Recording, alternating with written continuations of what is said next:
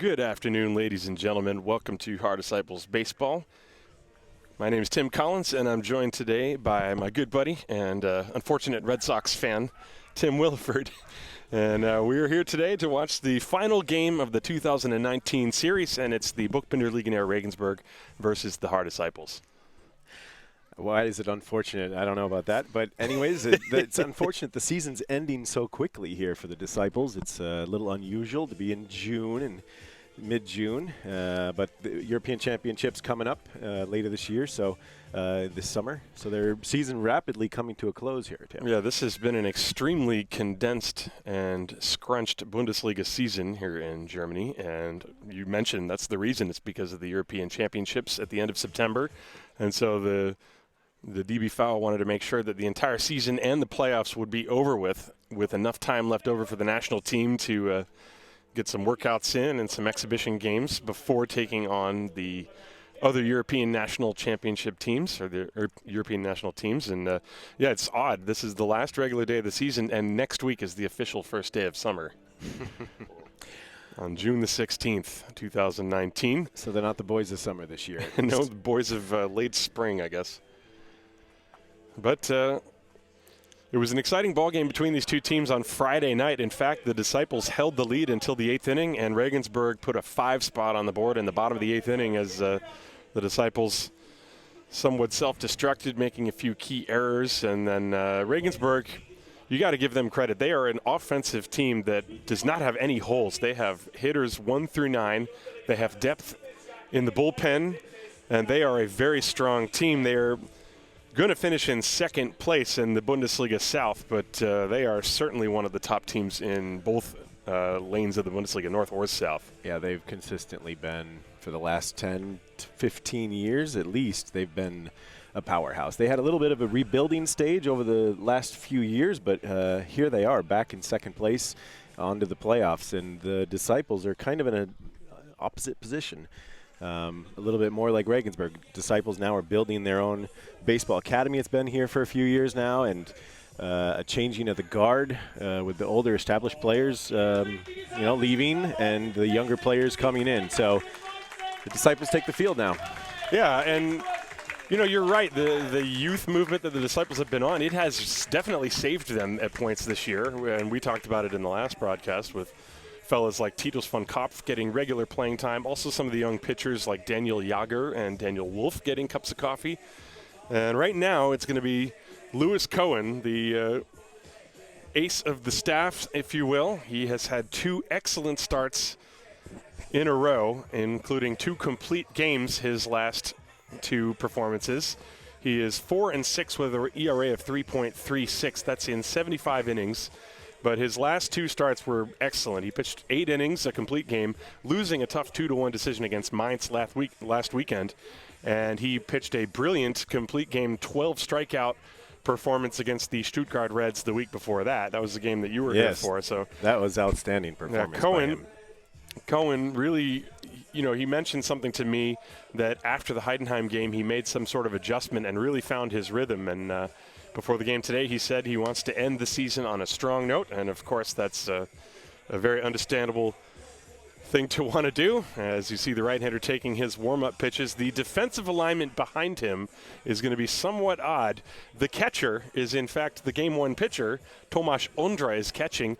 Injury to Will Thorpe, and that means Will is not able to catch. So Tomas Aundre said, hey, I can catch, and Paco Garcia was like, okay, you got it. So he's catching. Dennis Wallace is playing third base, and then the rest is pretty normal for what we've seen from the Disciples. Von Kopf at shortstop, Simon Lechner at second, Nico Lici at first. The outfield from left to right is Nate Sean Thomas, Cedric Bassel, and David Dinsky. The lineup for the Legionnaire looks like this. Alex Schmidt playing short leading off, Marcel Jimenez playing right field batting second, Pascal Amon, the center fielder, bats third, David Grimes, Mitch Stefan, Jonathan Heimler, 4-5-6. Janis Mušik, Jeffrey Arendt, and Nino Sakaza, 7-8-9. Against the right-hander, Lewis Cohen. So Cohen's record's a little bit deceiving, 4-6. But for that, ERA in the mid-3s, he's had a a solid season, if not spectacular. But the last few weeks, he's been really good. There's a ground ball on a couple of hops to the third baseman, Wallace, and he bobbles it. And first pitch, swinging Alexander Schmidt reaches on an E5. Now the infield defense for the Disciples has been an issue because of all the injuries they've sustained. And they've been trying just about everybody. It's been a revolving door at third base, especially. So not the way the Disciples wanted to start off. Easy ground ball, just couldn't get a grip on it. Never had it in the glove. And there's another swing and a tapper. This one's solely hit. Another chance for Wallace. He fields and throws. Not in time. Everybody's safe. That will probably be an infield base hit. Yes. It was very slowly hit. And suddenly, first and second on 2 pitches. So Regensburg's going to put the ball in play. Disciples going to have to find it. That ball just squibbled and died. Dennis made a good throw, but just didn't get there in time. And the runner speedy down the line, Jimenez. And Pascal Amon, a guy who's been crushing the ball this year. I think he has 10 or 11 home runs. Looks at a ball down low and outside. Well, the stats I have, he says 9 home runs and 39 RBIs. That is a lot in a limited number of games. About 28 games now. This is probably the 28th game. There's a high pop-up left field. Tomas is under it. The runners are going to have to go back as Tomas makes the catch, and Amon flies out to left for the first out. So, yeah, I misremembered, but Amon hit a couple of home runs here, including a grand slam. And so there's one away. And David Grimes will step up to the plate. And Grimes, their cleanup hitter, hitting .427 this year, Tim. So at the end of the season, that is, he's definitely among the league leaders. First pitch is inside. I showed you the graphic with the umpire positioning. Home plate umpire is Lars Derling. And on the left side of the infield, Jens Weider. On the right side, Vlado Chupic. 3-man crew, the 1-0. A ground ball to third. Wallace has it, steps on the bag, fires to first. Double play, and this inning is over. So Dennis Wallace.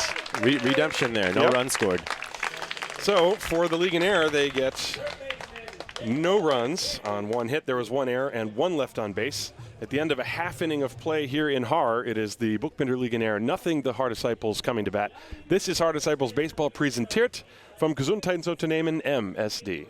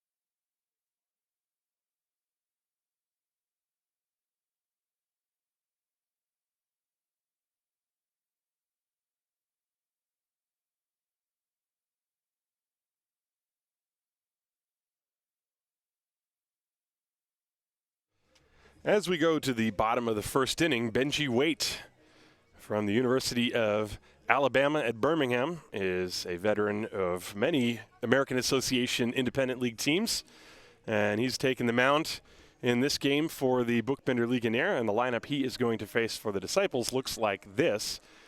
Leading off, David Dinsky, Simon Lechner bats second, Philip Howard bats third, he's the DH. Tomas batting fourth, Klaus Nikolici batting fifth, Cedric Bassel batting sixth, and the bottom of the lineup, 7, 8, 9, Dennis Wallace, Tomas Aundre, and Titus von Kopf. Defensively, the Legionnaire, Mushik, Amon, and Jimenez in the outfield, Sakaza, Schmidt, Arendt, and Stefan around the infield. The catcher is Jeffrey Arendt, and on the mound, Benjy Wade will give you his stats as we get going. As leading things off, David Dinsky. Dinsky was the hero a couple of weeks ago in that game against Stuttgart, hitting a home run in the 8th inning. And the right-hander Waite's first pitch is grounded back through the middle. A nice attempt by the second baseman, Jeffrey Arendt, and it gets past him into the outfield. Base hit for David Dinsky. I misspoke, by the way. The catcher is Jonathan Heimler. Jeffrey Arendt is the second baseman. And so David Dinsky, first pitch swinging, has a base hit. Yeah, they moved him up into the leadoff spot, and his batting average slowly climbing up. He's at 269 and put one through the infield there. Well, we saw the Legionnaires swing at the first 2 pitches in this game, and now the Disciples have swung at the first pitch as Simon Lechner steps up, and he swings and fouls away this one. Well, the skies are blue, but also there's some threatening clouds around the area and could be in the forecast. You never know here in Munich. So I think both teams want to get this game in, and early on, both teams swinging away. 0-1 the count to Lechner.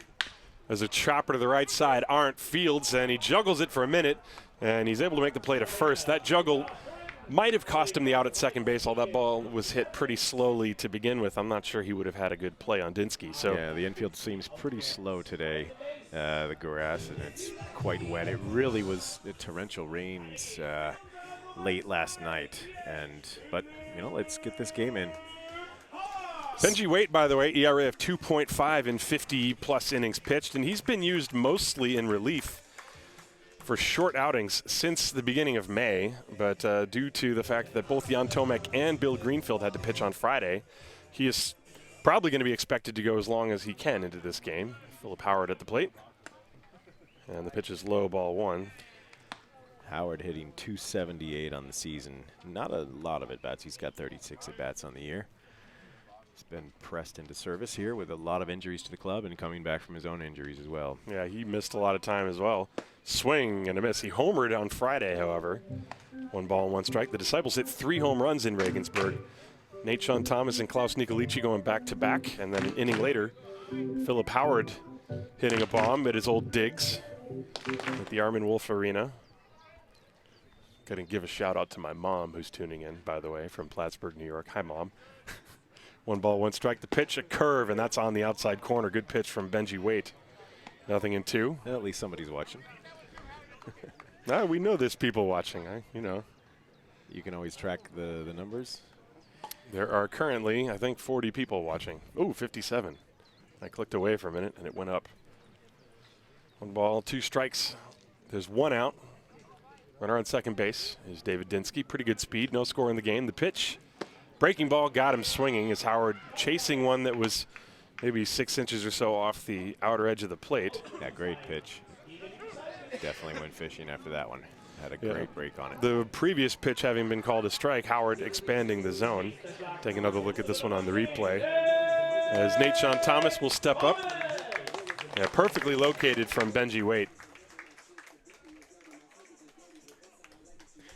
Well, Nate Thomas has had another solid season here in Munich. He's hitting 270, 25 runs scored, and 24 RBIs. Yeah, he hit a bomb. First pitch, strike, fastball in the inside corner, 0-1. Runner at second base is David Dinsky, no score. Benjy Wade on the mound. His average may be a little lower, but his on-base percentage is over 400, so he's looking to get on here. He takes ball 2, and he's also, I think, 16 out of 17 with stolen bases. Nate-Sean has done everything that has been asked of him and more. He's also pitched a little bit. He's stepped in to play infield. He's played outfield. He's done everything. 1-1 pitch. That's low. Looked like an off-speed pitch. And the count now 2 balls and a strike.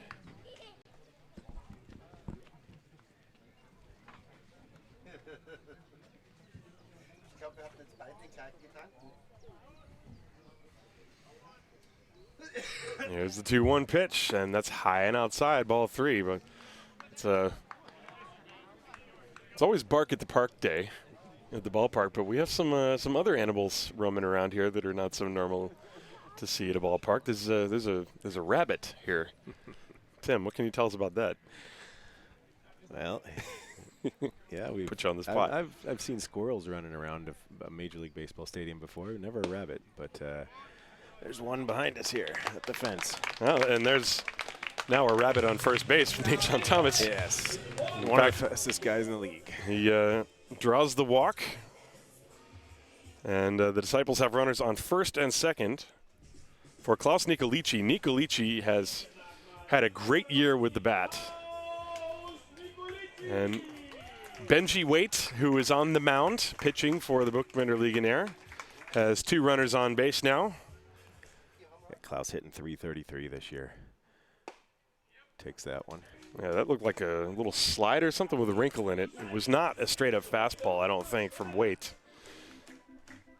Waite has pitched for the St. Paul Saints. He's pitched for the Winnipeg Goldeyes, Trinidad Triggers.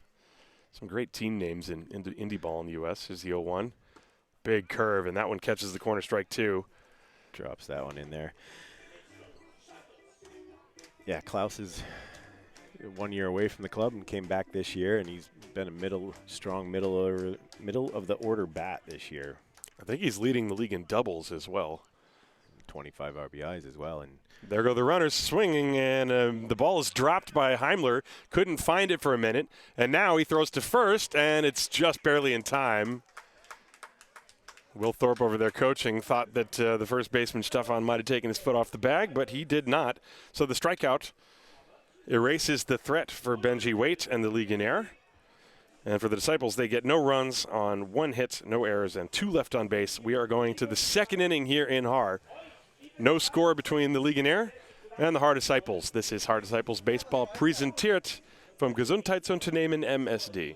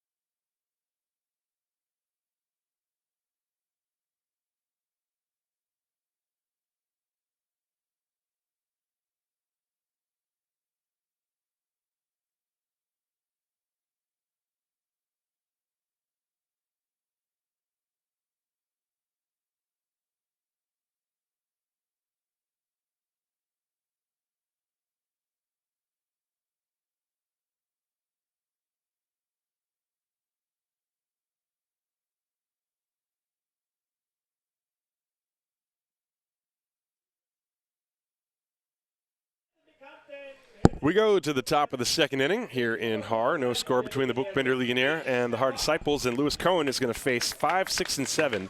Mitch Stefan, Jonathan Heimler, and Janis Mušik. And Mitch Stefan, of course, is no stranger to the Haar Disciples. Yeah, he played here about 9 or 10 years, I think.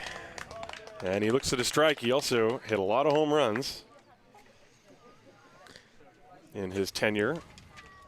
He's with the Disciples, and he swings and cues that. That's a fair ball in front of the plate. Aundre pounces on it and throws to first in time. Yeah, that ball just stuck in the dirt. Didn't have to pounce very, very far on it, and Mitch had no chance. 2-3 on the putout. Yeah, that one squibbed right off the end of the bat, and it just burrowed itself into the dirt. Clearly in fair territory, and Aundre showing quick reaction.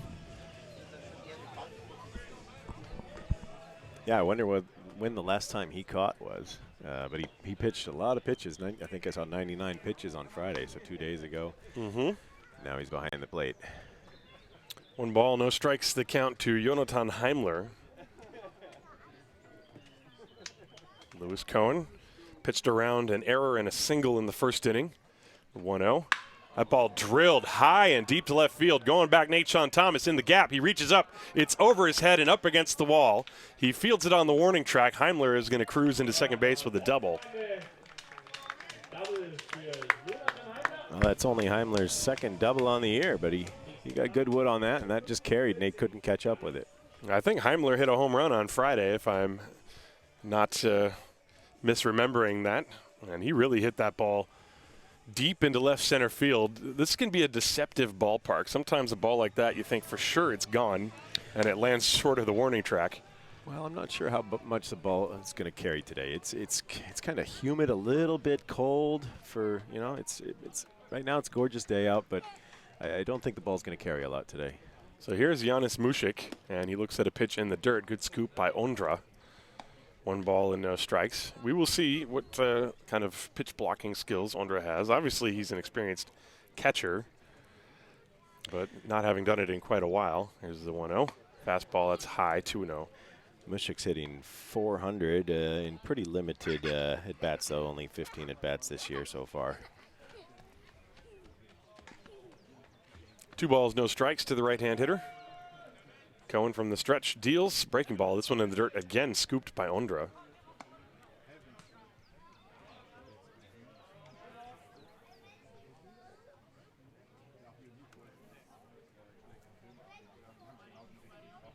And here's the 3-0, and that one is right through there. Mušik was taking all the way, and now the count 3-1. It's one of the better crowds of the year, though, I think, today. Yeah. It's beautiful weather. It's Pfingsten Ferien. And also the final regular season game of the year. 3-1. A little chopper foul to the left of the plate and towards the Disciples dugout. Full count now, as Cohen has come back from the 3-0 count to at least get to 2 strikes.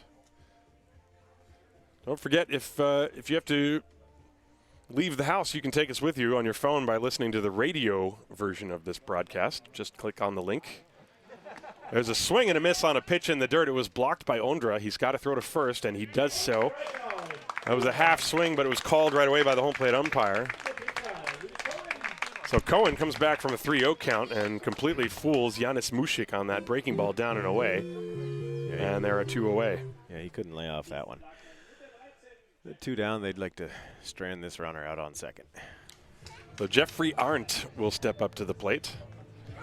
Arendt hitting 111, but only in 18 at bats. First pitch taken outside. Looked like Doling almost put the right hand up. Just off the corner. I don't think Regensburg has all their regulars in there today, do they? It's their last game. This game really doesn't mean too much right now. Well, Arendt with a base hit to center field, and they're going to send Heimler around, and he will score. It's 1-0 on the RBI single into right center field off the bat of Jeffrey Arendt. So Heimler trots home. Goodwood put that one right up the middle. No chance for Bassel to throw him out at home. Well, you were talking about Regensburg maybe not playing their regulars. I mean, Amon is there. Schmidt is there. Jimenez is there. Some of them. Eric Harms is not here. But that's the thing with Regensburg. They're so deep that even their non-regulars are they, you know, a lot of these guys would be starters on other teams. I mean, look at David Dinsky, who was with Regensburg, and now he's one of the regulars for Haar. Here's the swing and a miss on a breaking ball. This goes to the screen, and that will be a wild pitch as Arendt takes second base. Nino Sakaza swinging over the top of that pitch as a 1-strike count now. Sakaza, the number 9 hitter in the order. Yeah, the depth of the Regensburg Academy is proven. They're internat. You know, kids are living there at the stadium. They're going to school in the day and spending the entire day, rest of the day on the baseball field. It's a proven model now for them, and it's paid off dividends with a lot of local talent coming up and playing on their big club here now.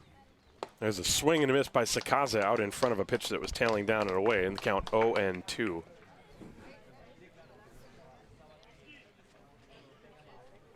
Yeah, Sakaza's hitting 354. He's down in the 9-hole today, though. And the pitch is high and outside. 1 ball, 2 strikes. Well.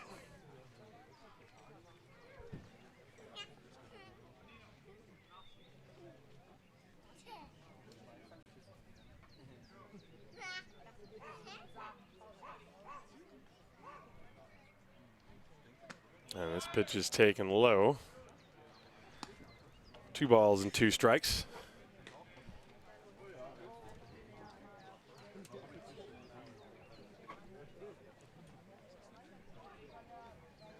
And the next one, curveball. This one, Aundre managed to block it somehow and didn't know where it was for a moment, and it was settled in the batter's box right at Sakaza's feet. So now the count is full 3-2. Jeffrey Arendt, the runner on second base.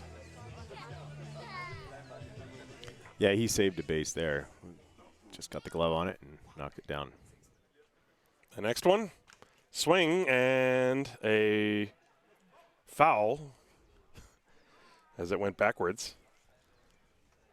Certainly didn't sound like a foul ball, but there was no signal initially from the home plate umpire. Cohen's got some zip on the fastball today.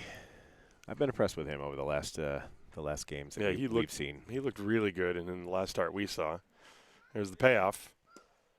A little bit low, ball 4. And he lost him on that one. And so, top of the lineup coming up.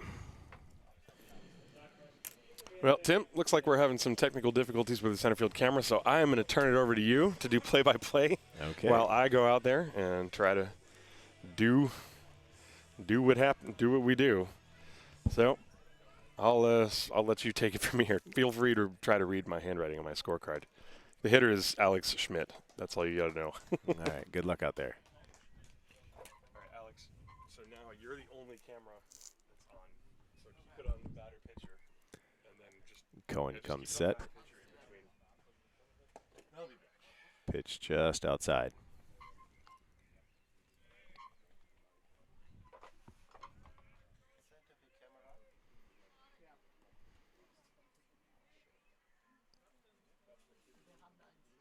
And the pitch. That goes off the catcher's glove to the backstop. Runners move up. Now we got runners at second and third with 2 outs.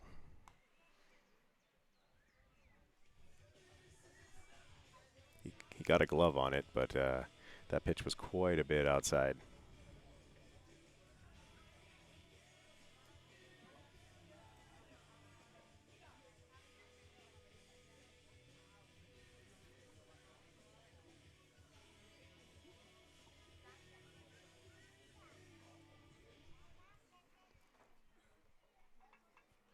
Cohen set. Pitch up and in a little bit.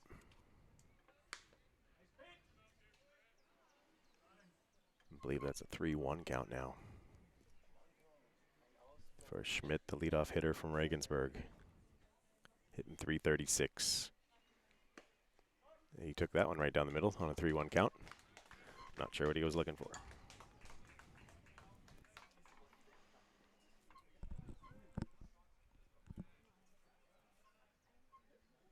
Now we got a full count and 2 outs. Cohen comes set. And the payoff pitch. That's inside. He walked him.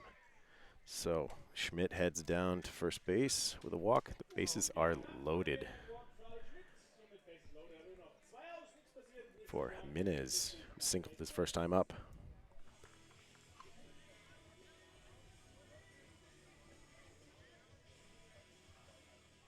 I'm keeping score here in Tim's scorebook. Haven't done that in a while since I was coaching in the dugout a few years ago here. So we put first pitch in there for a strike. A curveball just outside. Jimenez took it, so it's 1-1 count.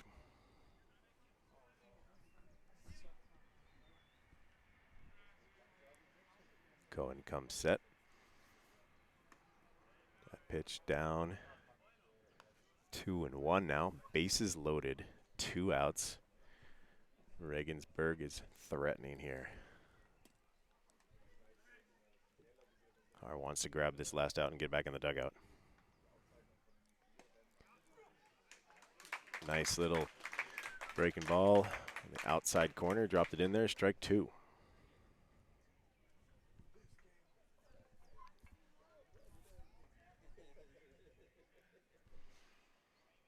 Cohen set. Menez lofts that into center field. Bassel's under it, battling the sun, and reels it in. So they get out of the bases loaded jam with 1 run scoring on a single from Arendt to score Heimler. But we at the end of the top of the second inning now, it's Regensburg up 1-0. Haar's coming up. We'll be back.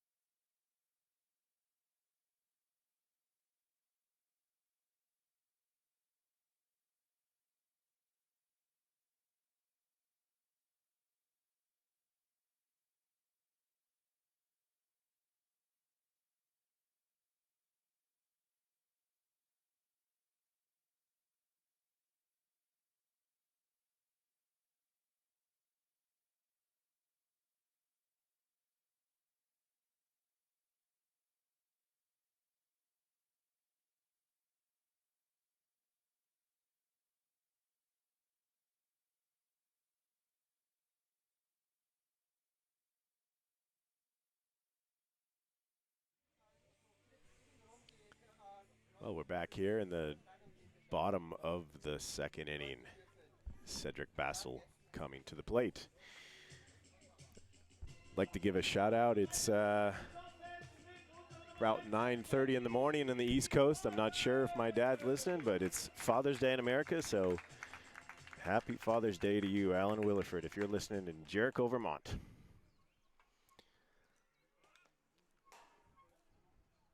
Bassel's went to bunt and pulled back. That pitch went to the backstop. And happy Father's Day to any other of you out there, all you dads out there that brought your sons up playing baseball, and now you're watching them. Pitch to the knees. Bassel swings through it. 0-2.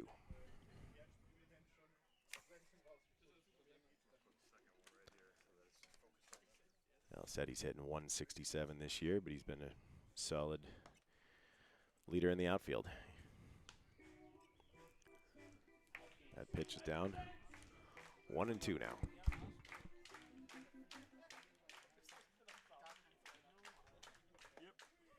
Just missed the outside corner. Bassel with a close take. 2-2 now.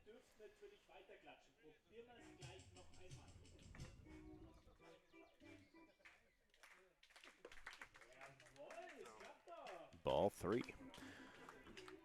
So he comes from an 0-2 count. He's working it all the way back. Full count now.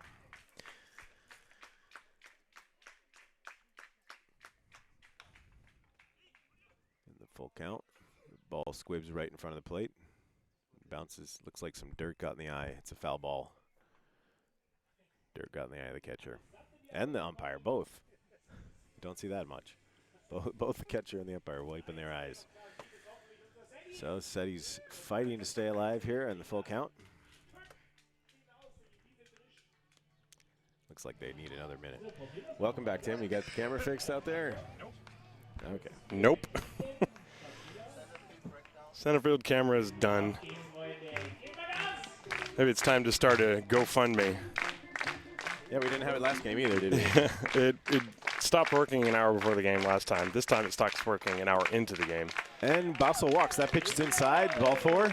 Takes his base. That's a good at bat. He was down 0-2 and battled all the way back and gets a walk. The tying run on first base for the Disciples.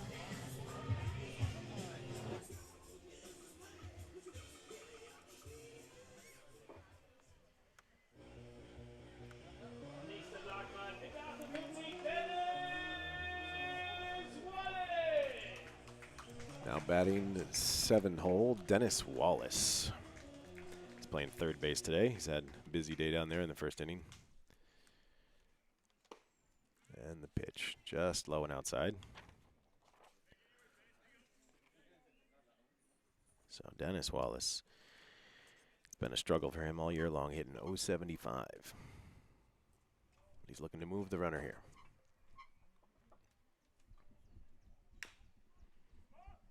Swings, fouls it off right at his feet. The ground is pretty wet, that dirt. You know, everything's just sticking in it. And the infield's pretty slow today with the heavy rain. Just stay on the batter. So Dennis in 1-1 count right now. And the lob over to first.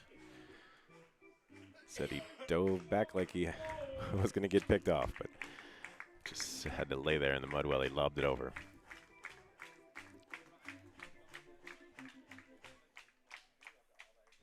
Wait comes set. Oh, he fires that one more quickly over to first. If he doesn't pick off, follow the ball over there too, yeah. Wait comes set on the 1-1 pitch. Wallace hits that one slowly to third base. Easy play over to first base. That's one out, and the runner moves up to second. Bassel, that ball was not hit anywhere near hard enough to try to go to second. So they took the out at first. One down. So Bassel's on second. And the catcher, Tomas Aundre. Usually the game one pitcher.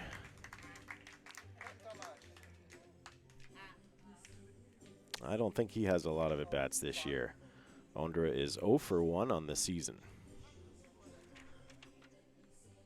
Hitting in the 8-hole today. Left-handed hitter.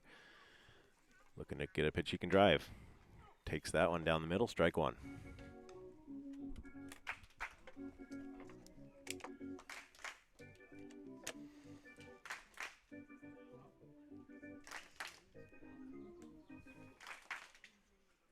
Wait set with the pitch.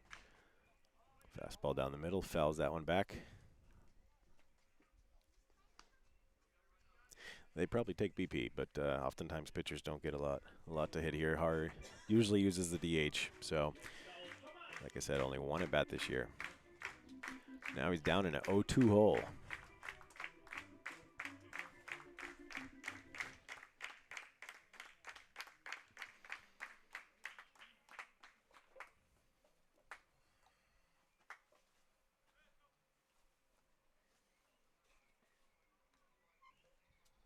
Here's the pitch. High. 1-2 now the count. That ball was upstairs. Good take on an 0-2 count. He tried to get Aundre to go chase it, and he didn't.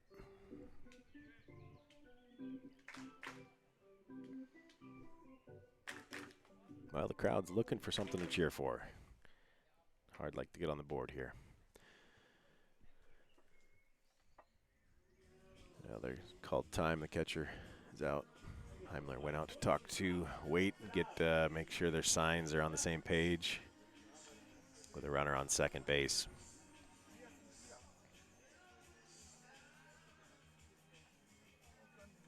Regensburg's often a club that's been known for its peeking in and looking at the catcher signs. Bassel's been in Haar for a long time, but he grew up in Regensburg and played in the national team, won some championships up there, at least one championship up there in the Helmig years when he was coach. So now the 1-2 count. Aundre looking to do some damage. And he fouls that one back.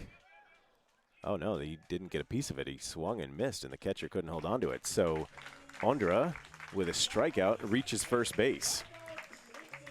And Bassel takes third.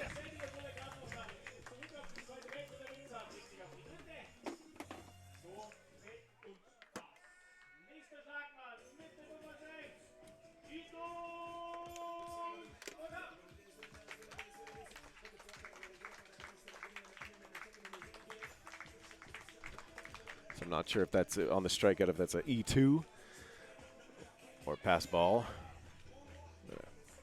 Knocked it down. Now first and third with 1 out. And Von Kapf up. He squares to bunt. That looked like a safety squeeze because Bassel was not running. So a little cat and mouse here from Coach Paco Garcia, giving the signs down at third base.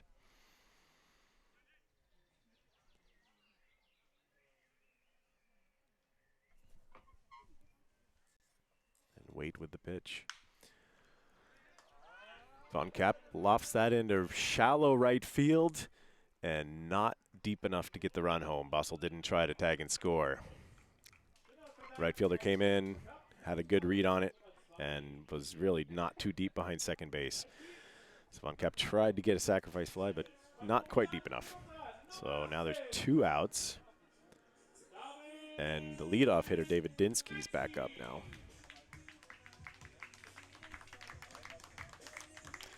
LT just made some good contact. He's had a lot of playing time with so many injuries this year. Coming up, he was hitting .323 before that at bat.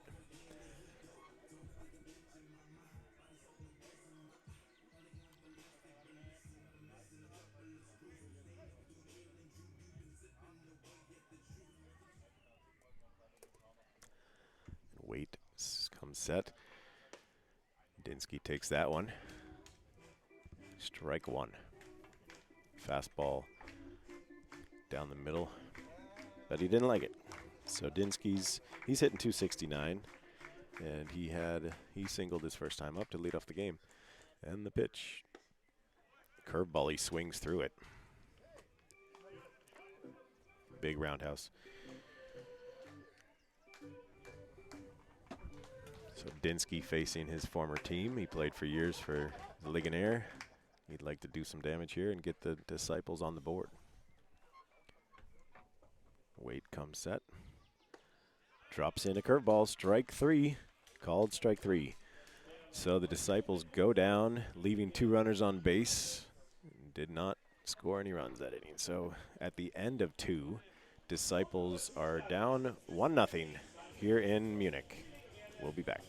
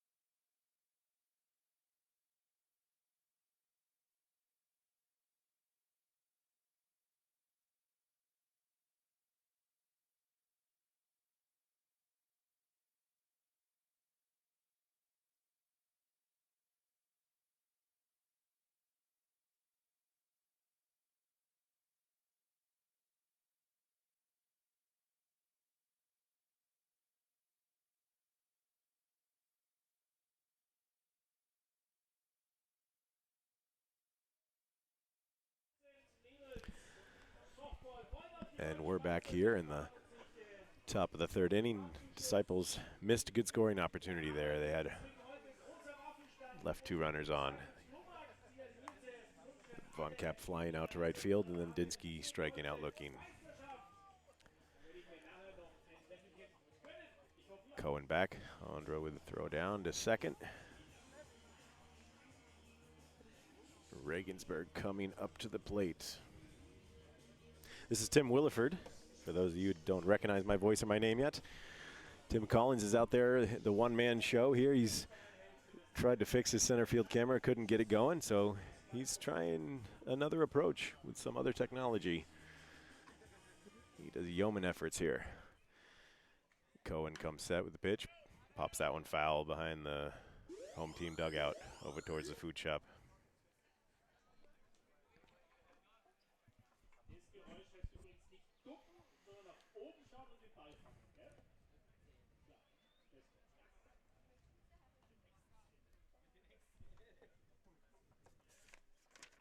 So Arendt. Actually, no, this is Pascal Amon, the 3-hitter. He's down 0-2.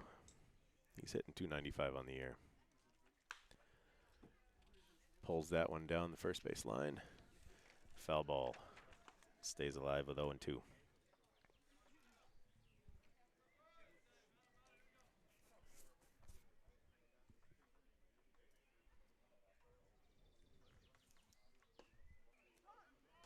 And called strike 3.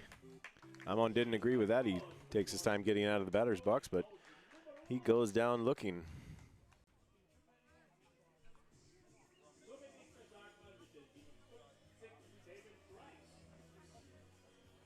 So 1 out here. Good strikeout by Cohen.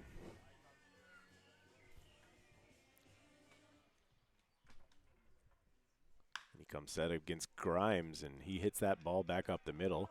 First pitch swinging, fastball. Right off the mound, almost hit the feet of Cohen. Bounced right through really quickly, no chance for the infielders. Bassel throws that back in.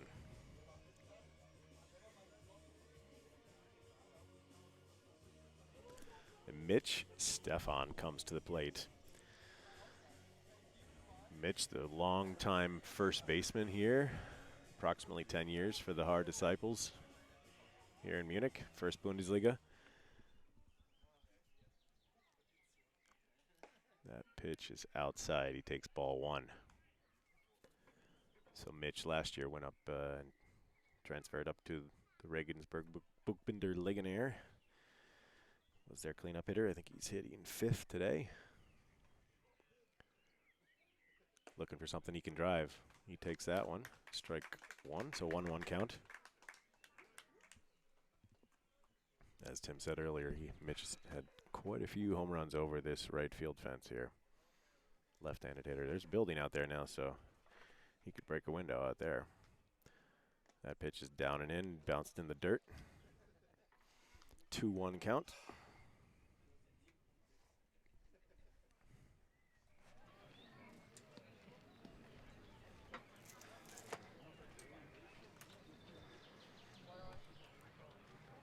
Cohen comes set. Stefan looking for a pitch he can drive.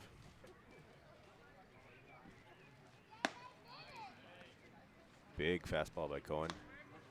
High and outside. 3-1 count now. Good hitters count for Stefan. Let's see if Cohen challenges him. The runner on first and 1 out. He dribbles that one foul. Now we get a full count. Well, I'm back. Sorry to leave you alone with no warning. That's all right. But I'm sure you were. Any luck on the? Well, we have a new camera angle, and it's the old camera angle from 4 years ago.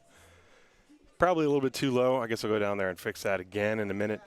I've learned one thing, and that is when the center field camera goes out, it's not coming back on no matter what I do. So I decided to set it up behind the plate. Well, that pitch is high and outside, so Stefan takes the walk. Runners on first and second now.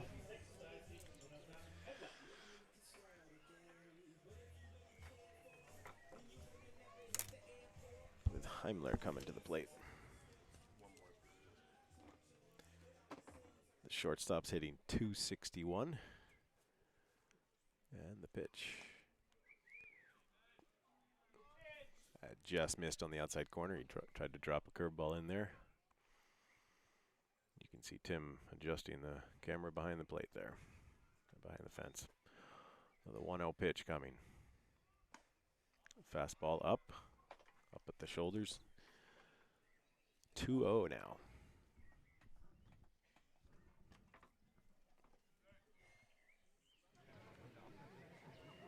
Cohen comes set. That one right down the middle. Heimler swung through it. 2-1 count. 1 out. Runners on first and second.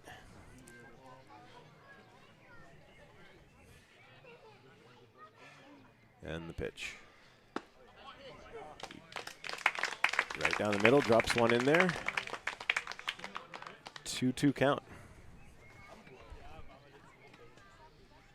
Heimler hit that double and scored his first time. For the 1 run of the day so far, for the 1-0 lead. And he went chasing that one outside.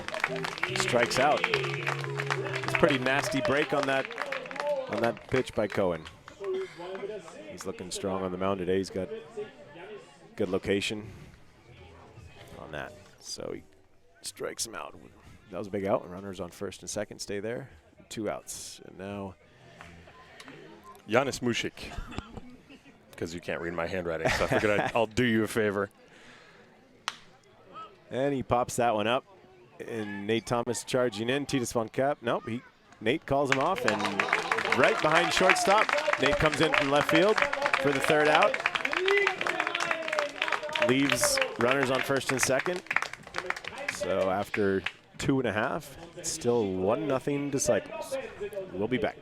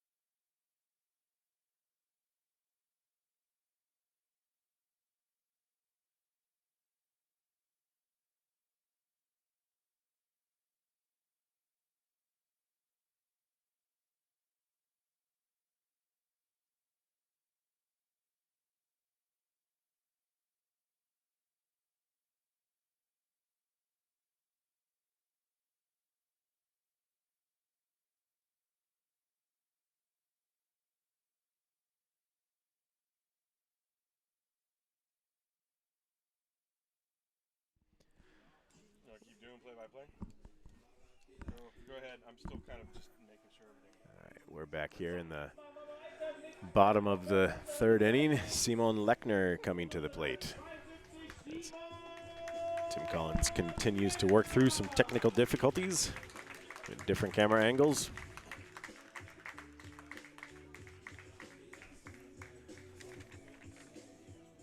So Lechner's hitting 300 and even 300 on the season. He's had a great year with the bat. Finally getting his chance to play because he stayed healthy. Here in his, must be at least his 3rd season after coming up from Fusen, where he was a terror in the Regionalliga hitting. Fouls that one back. 0-2 count now. Benjy Waite so far in the game has allowed just 1 hit. He's walked a batter. And he's walked 2, actually. There's also been an error. An E2, was that a catcher's interference? Did I miss that? Or was it? It was a strike 3, and it went off his glove and went to the backstop, and the runner got on. So is that E2 or a pass ball at my scoring skills? Well, there is an error given on the scoreboard here. Yeah. Normally a pass ball is not considered an error, right? It was on strike 3, so yeah. You can't assume a catcher's going to catch that, though, necessarily, but well, it was hard to tell whether. Right, the error is from Dennis Wallace, right, in the 1st inning. So they must have scored out a pass ball. Yeah. 0-2. Fans getting into it. That ball outside.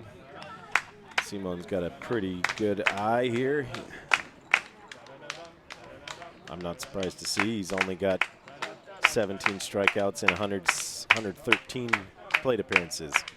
Lechner's a hard guy to strike out, but he goes down swinging right there. That was a nasty, looked like a split. Yeah, that was a really nasty pitch from Benjy Waite. Looking at it again, it just drops down off the table. Simon was down on 1 knee, trying to fight that off, but he didn't catch up with that one. So I guess I jinxed him on that one. It's all your fault, man.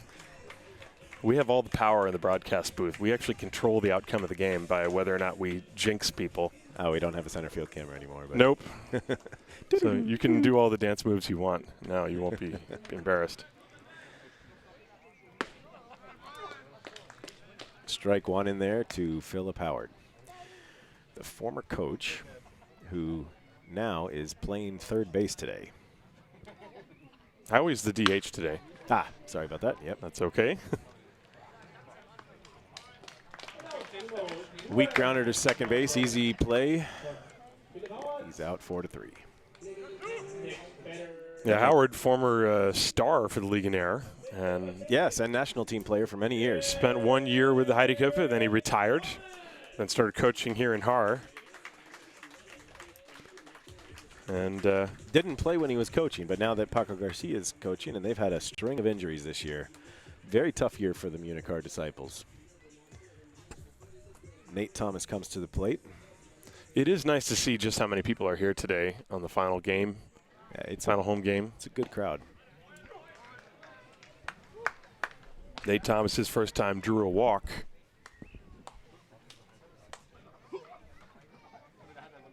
There's several groups here today. I'm sure there's Regensburg fans that made the trip. Nate takes strike I saw two. a few, for sure. Yeah, Regensburg, they always have their crew, some fans coming down here. And then I saw a post online that Internations had a international networking group here event for the American group. So, and I saw the head of the German-American Chamber of Commerce is here today as well. So he's at every game. Yep. But this Internations group is there's several disciples trying to get more marketing, get these fans to the game. Yeah, today is a good turnout, 250, 300 people. Yeah, and it's a bit dark, but the weather's still nice. For now. Nate takes that one just inside. 2-2 count. It's a 1-0 game. Regensburg scored a single run in the second inning. Jonathan Heimler doubled and scored on Jeffrey Arndt's single. And that's been it so far.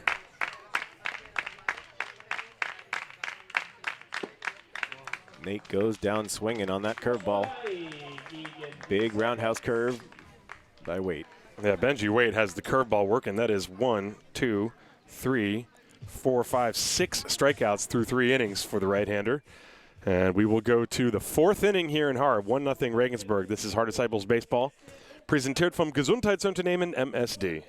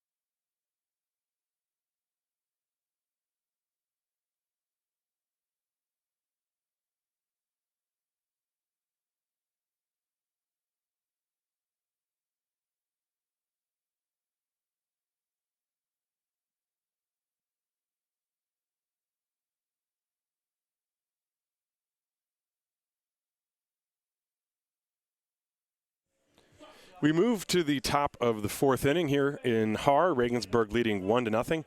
For the Legionnaire, it will be 8-9-1. Jeffrey Arndt, Nino Sakaza, and Alex Schmidt against Lewis Cohen.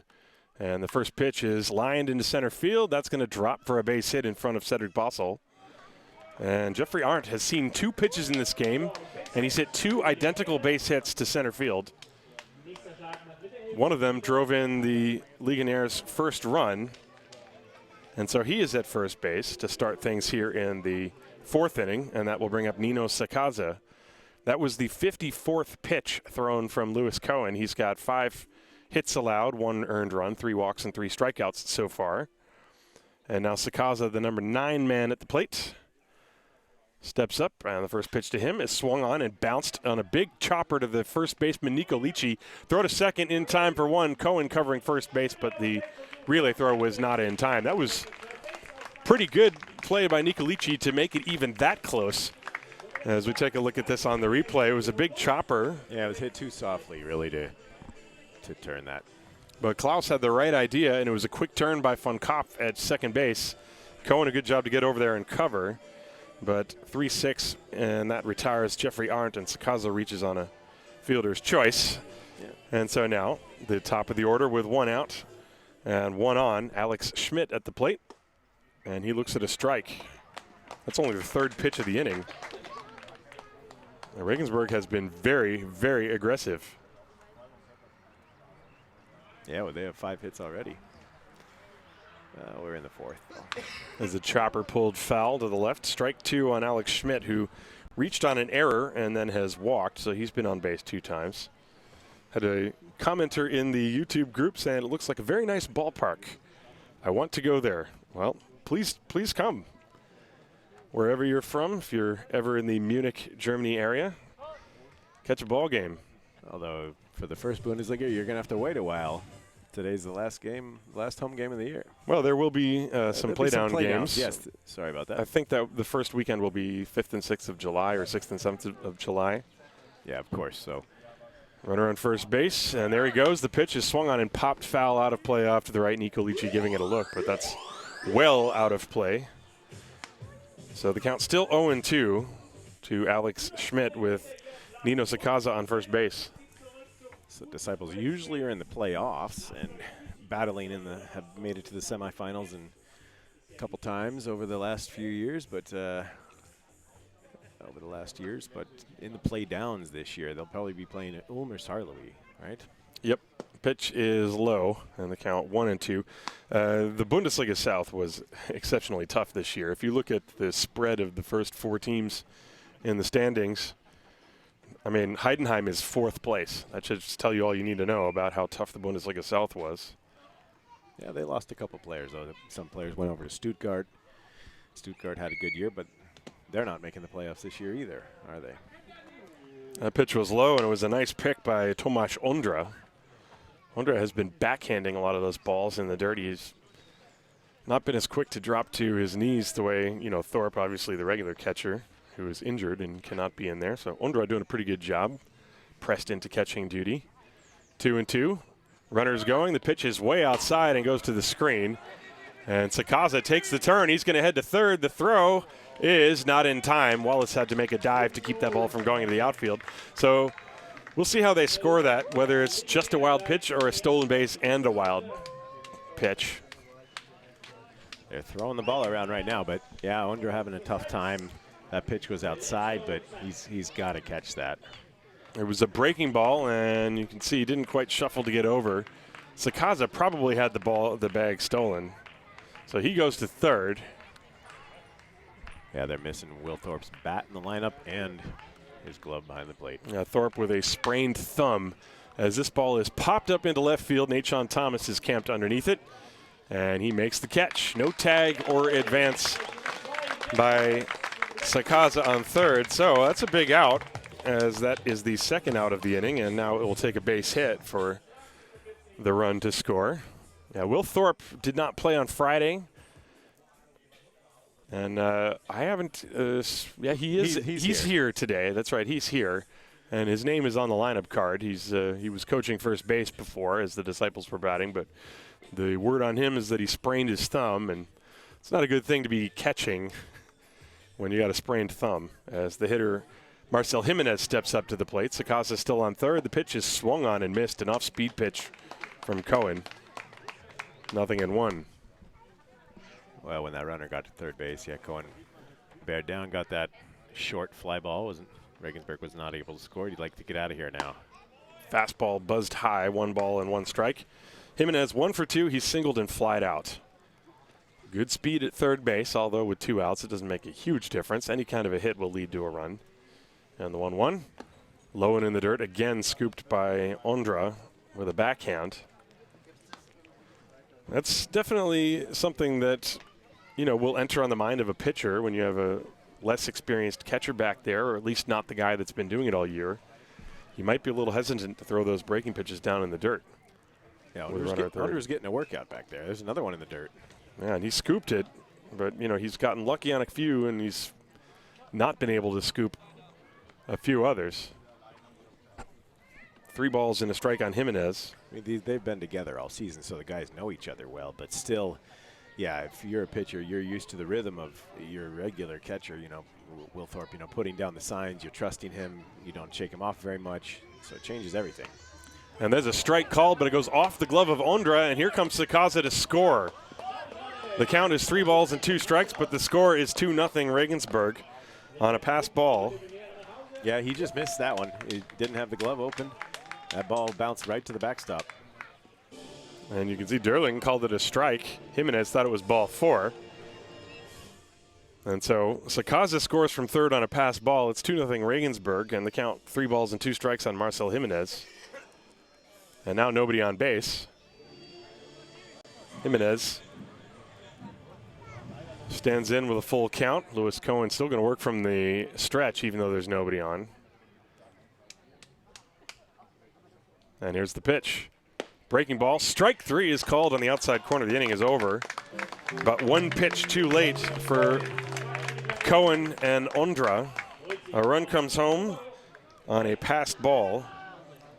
1 run, 1 hit, no errors, and nobody left on base at the end of 3.5 innings of play here in Haar. It's Regensburg 2, Haar nothing. This is Haar Disciples Baseball präsentiert vom Gesundheitsunternehmen MSD.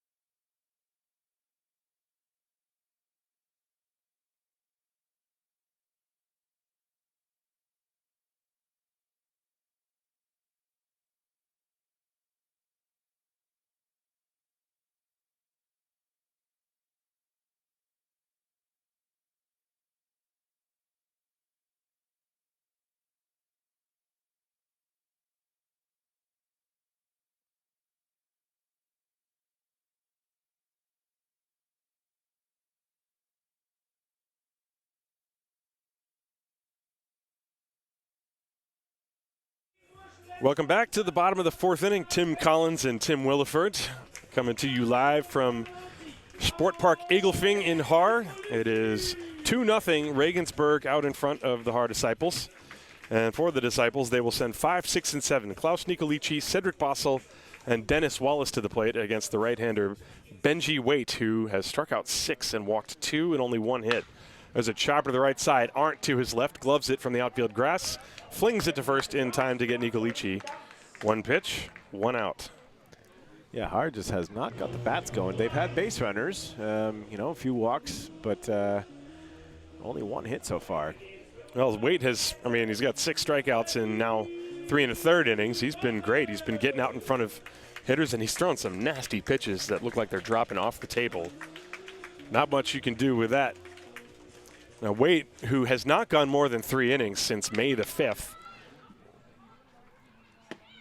obviously is going to try to go as far as he can in this ball game. The first pitch to Cedric Bassel is outside, ball 1. There's the 1-0. Outside, off the glove of Heimler, ball 2. Waite, at the beginning of the year, was used as the Game 2 starter, as his innings totals were 7, 7, 6, 8, and 6, respectively. But then, on May the 5th, he pitched 3 1/3 innings. That was his only other appearance against Haar. And since then, he's kind of been used in tandem with Jan Tomek, as that breaking ball misses outside 3-0. However, Tomek and Greenfield were forced into action on Friday, so that's part of the flexibility that Tomas Bison, the coach for the Legionnaire, has with his pitching staff. 3-0 pitch right in there, 3-1. Well, he's in a groove right now. His arm looks good. He's throwing hard. He's got multiple pitches working. Yeah, he's airing it out. 3-1 to Bassel. Strike at the letters inside corner. That one had some. That pitch came in with some hair on it. That's an Eckersley thing, right? Yeah. The Red Sox announcer, Dennis Eckersley. You could also say it had some mustard. Yeah. There's a fly ball foul out of play. Full count still to Cedric Bassel. Bassel walked in the second inning and reached third base, and that was it. It is 2-0 Regensburg. We are in the bottom of the fourth. Final game of the regular season here in Haar. Nice crowd on hand, and hope you're enjoying your Sunday afternoon wherever you may be.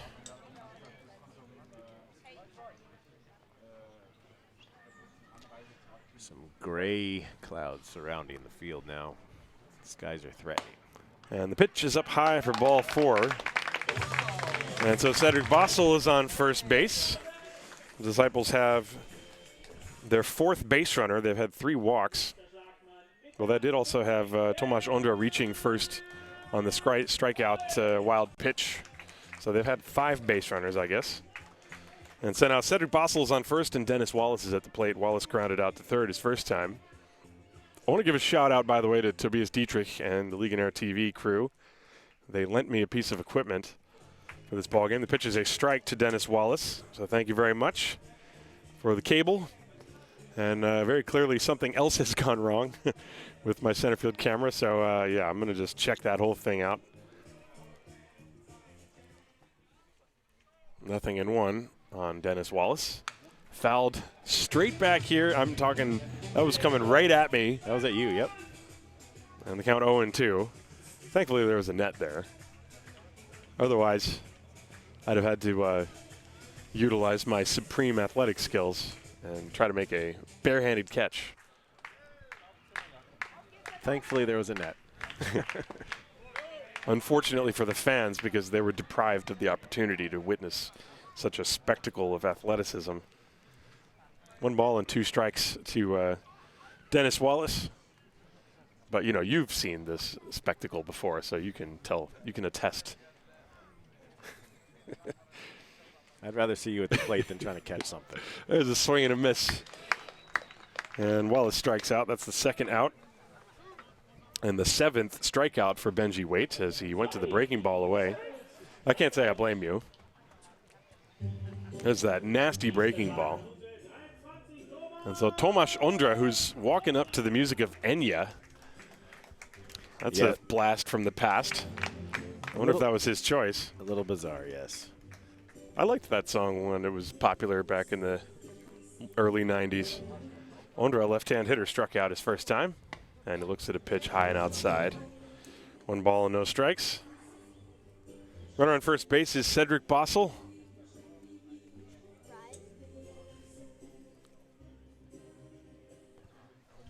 There's the 1-0 pitch from Benjy Waite. Swing and a foul. This one goes back to the screen.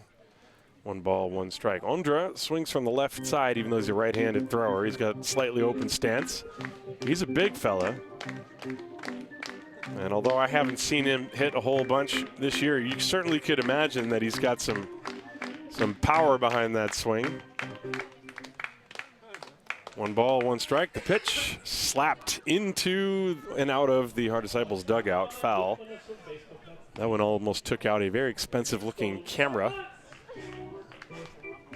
And so the count 1 ball and 2 strikes. 2 down. Benjy Waite has 7 strikeouts and 3 walks. He's up to 59 pitches. 1 ball, 2 strikes, 2 outs. Bassel off first. The pitch swung on and missed. Strike 3. The ball was blocked by Heimler, and he tags out Aundre. And the inning is over. 2 more strikeouts in the inning. 8 in total for Benjy Waite. And we will go to the 5th inning here in Haar. It is 2-0 Regensburg. This is Haar Disciples Baseball, präsentiert vom Gesundheitsunternehmen MSD.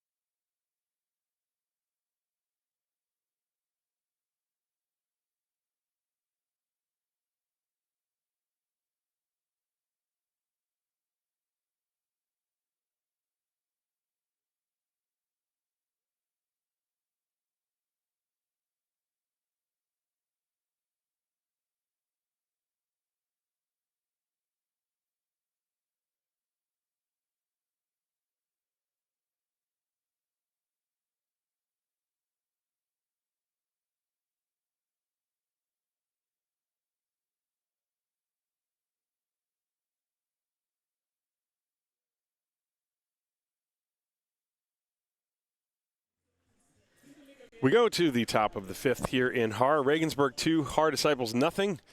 And Lewis Cohen will go back to work, and he will face 3, 4, and 5. Pascal Amon, David Grimes, and Mitch Stefan. Amon today is 0 for 2. He flied out to right field and struck out looking. Left-hand hitter with a lot of power. Where's the number 73? And the first pitch is inside. It looked like a little off-speed pitch dropping. And Amon takes it for ball 1. Cohen has allowed 5 hits, 2 earned runs, 3 walks, and 4 strikeouts. There's a swing and a miss. Amon. He's hitting .295, but his OPS is 1080. Yeah, that's because of all the home runs. Probably has a lot of walks in there, too. Yeah, he's really high on base percentage. 9 home runs he has? Yeah. This one a breaking ball. Past his back foot. Good dance move by Amon to get out of the way of that one. There have been a lot of pitches to the backstop so far, and we're only halfway through. Well, you know, it's a little bit unfair to keep harping on Aundre, catching, being pressed into duty. Is a 2-1. I wouldn't want to do it. I would not want to do it. You saw Klaus Nikolici do it on Friday, and the Disciples, they don't have another catcher besides Thorpe. And due to his injury, and also the fact that these 2 games don't mean anything, they're just going to let Thorpe heal a little bit. Swing and a miss on a 3-1 breaking ball. Nice pitch.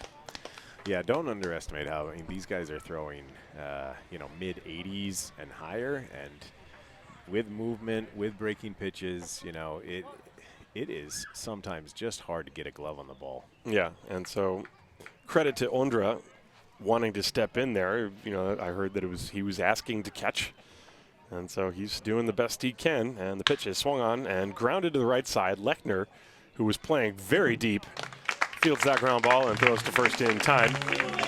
Lechner fielded that ball on the outfield grass. He just moved a couple steps to his right and made the play. Well, he had him played perfectly, positioned perfectly out there.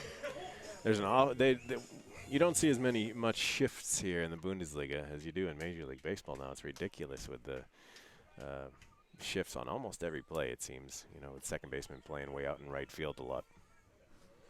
Well, one of the things that they have in MLB is all the data on where every single ball has ever been hit by every single hitter, as David Grimes takes a ball upstairs. And here you'll only see that. You would see that every once in a while on Mitch Stefan, and I've seen it on Austin Gallagher of the Mainz Athletics. There's a strike called, fastball in the outside corner, 1-1 to David Grimes. Yeah, Grimes hitting .427.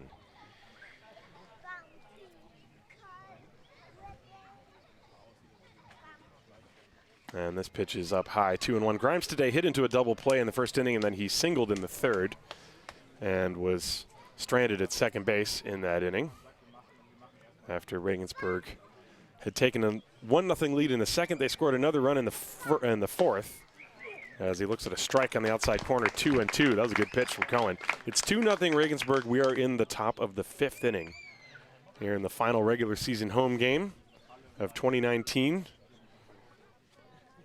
Lewis Cohen trying to finish with a flourish. Painted the corner on the last one. The 2-2.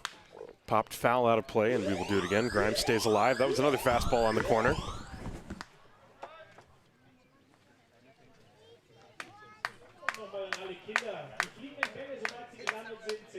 2 balls, 2 strikes, 1 out. Nobody on base. Cohen is working from the stretch position. There's the pitch. Breaking ball, taken outside. Good take by David Grimes. Cohen's gotten a couple of swings and misses on exactly that pitch in this game. That's a slider, isn't it? It's got a nice break on it. Cohen really has sharp movement on all his pitches when he's throwing well. The payoff is up high for ball 4. Yeah, they lost him. And so Grimes has now been on base 2 out of 3 times, and he's on first with 1 out for Mitch Stefan, the ex-Haar disciple, stepping up to the plate. 2-0 Regensburg, top of the 5th.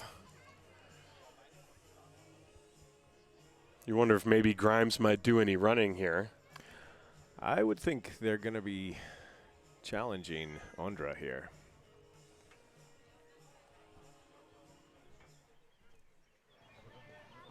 Grimes a short lead. He does not go on the first pitch, which is over the outside corner, strike 1. Grimes has three for 4 on the year for stolen bases, so not Not a ton of speed. And again, this game also is meaningless in the grand scheme of things as far as the playoffs are concerned. There's a swing and a miss on an off-speed pitch, and the count 0-2 to Stefan. Well, when I said that in the first inning, then or the second inning, then we gave up. Disciples gave up the run. So let's see. Mitch must be the all-time home run leader for the Disciples since he played here 10 years. He might be behind Josh Peterson. Here's the pitch. That's true. As far as German players playing for the Disciples, I would bet Mitch is. And then Chris Ziegler. I had a list of that a couple of years ago. They had a list they published when they had their 25th anniversary. I believe it was in 2016. They had a list of all the career statistics. 1 ball and 2 strikes to count to him. That's a high fly ball to right field, sending Dinsky back. He's got room. He's at the edge of the track and one-hands it. I think Mitch had that ball off the end of the bat.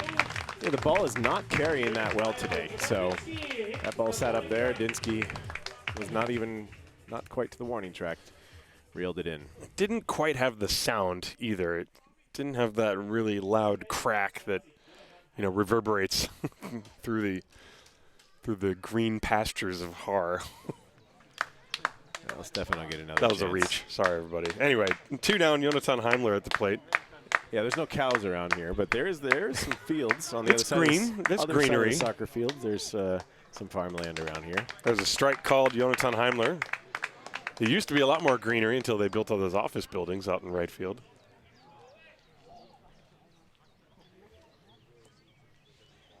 Runner on first base, David Grimes. Time is called. Jonathan Heimler doubled and scored in the second, then he struck out in the third. One of 4 strikeout victims of Lewis Cohen. There's the 0-1. Popped foul out of play, and the count now 0-2. That looked again like that might have been that little slider from Cohen. Had a little bit of a wrinkle in it. Although sometimes when I'm looking from this angle, it's hard to tell. Yeah, he's got good movement. It comes in looking like a fastball almost, and then tails off. Fastball is high, and the count 1 ball, 2 strikes. Aundre coming up out of his crouch to get that one.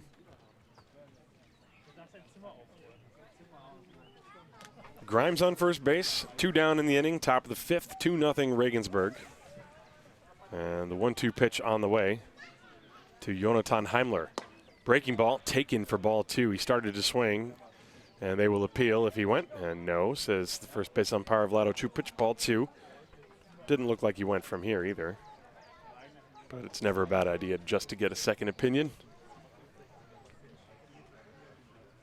2-2 the count.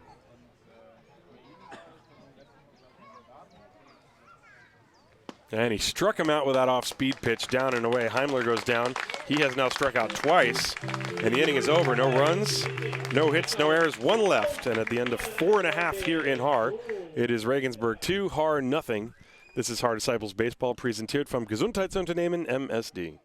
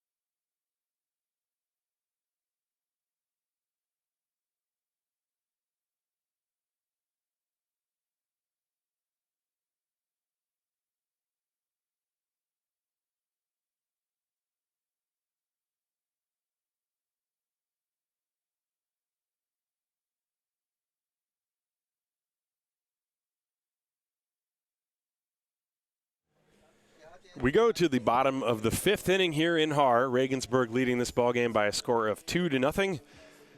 My name is Tim Collins, along with Tim Williford and also Alex Kniesny running the camera. Hope you're enjoying your day wherever you are. Benjy Waite is enjoying his day. He's got 8 strikeouts through 4 innings. He's only allowed 1 hit, 3 walks. There was 1 other base runner per strikeout wild pitch. And he will face 9-1-2. Titos van Kopf, David Dinsky, and Simon Lechner for the Haar Disciples, who are trying to muster some offense against the stingy right-hander from the University of Alabama. Benjy Waite working from the extreme first base side of the rubber, wearing the high dark socks. And the first pitch on the way to van Kopf.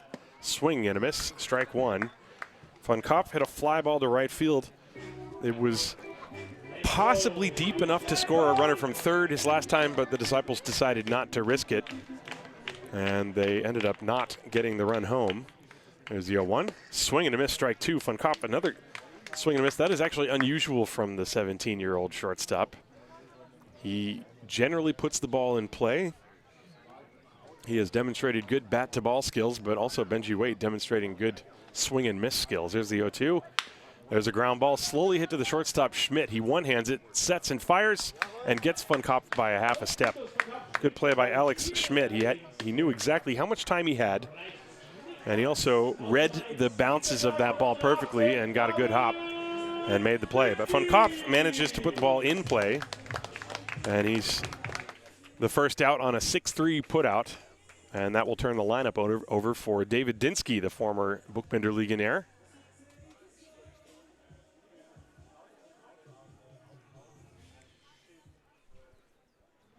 And Dinsky looks at a pitch down for ball 1. 1 ball and no strikes on David Dinsky. Dinsky singled and struck out. He's 1 for 2 against Benjy Waite. This is now his 3rd appearance in the batter's box.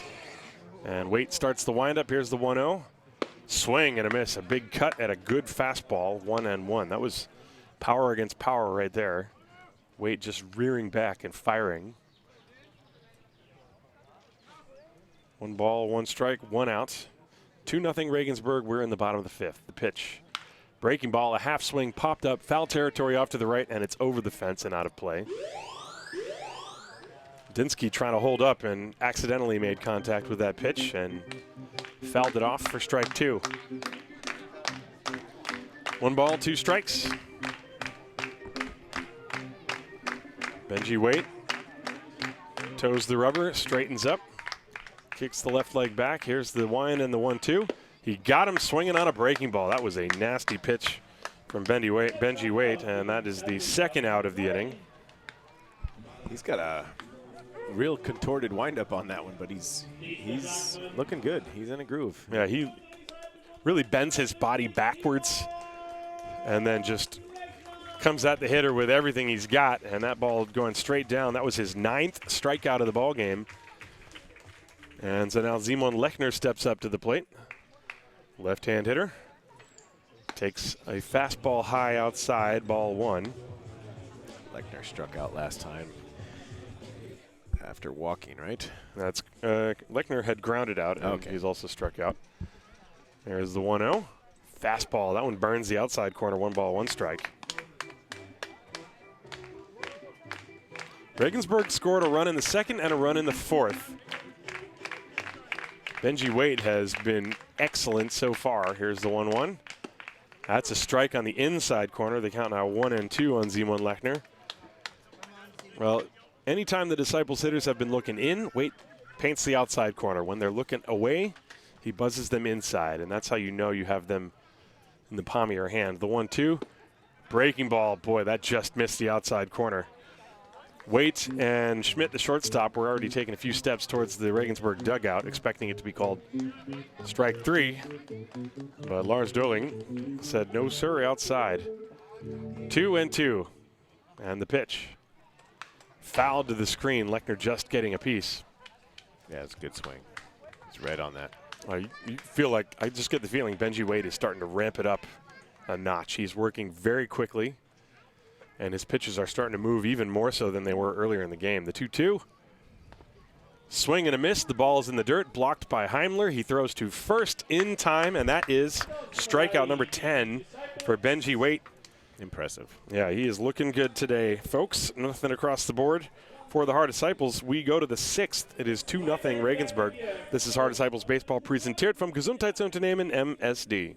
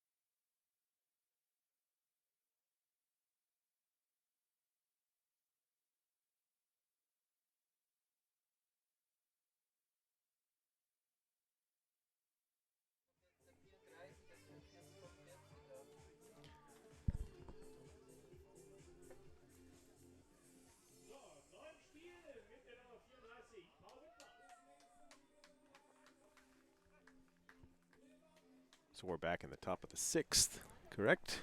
That's correct, and Paul Whitman is pinch hitting for Janis Mušik. So we'll see where he goes to play in the next half inning. He fouled away the first pitch from Lewis Cohen. It is 2-0 Regensburg, top of the 6th inning.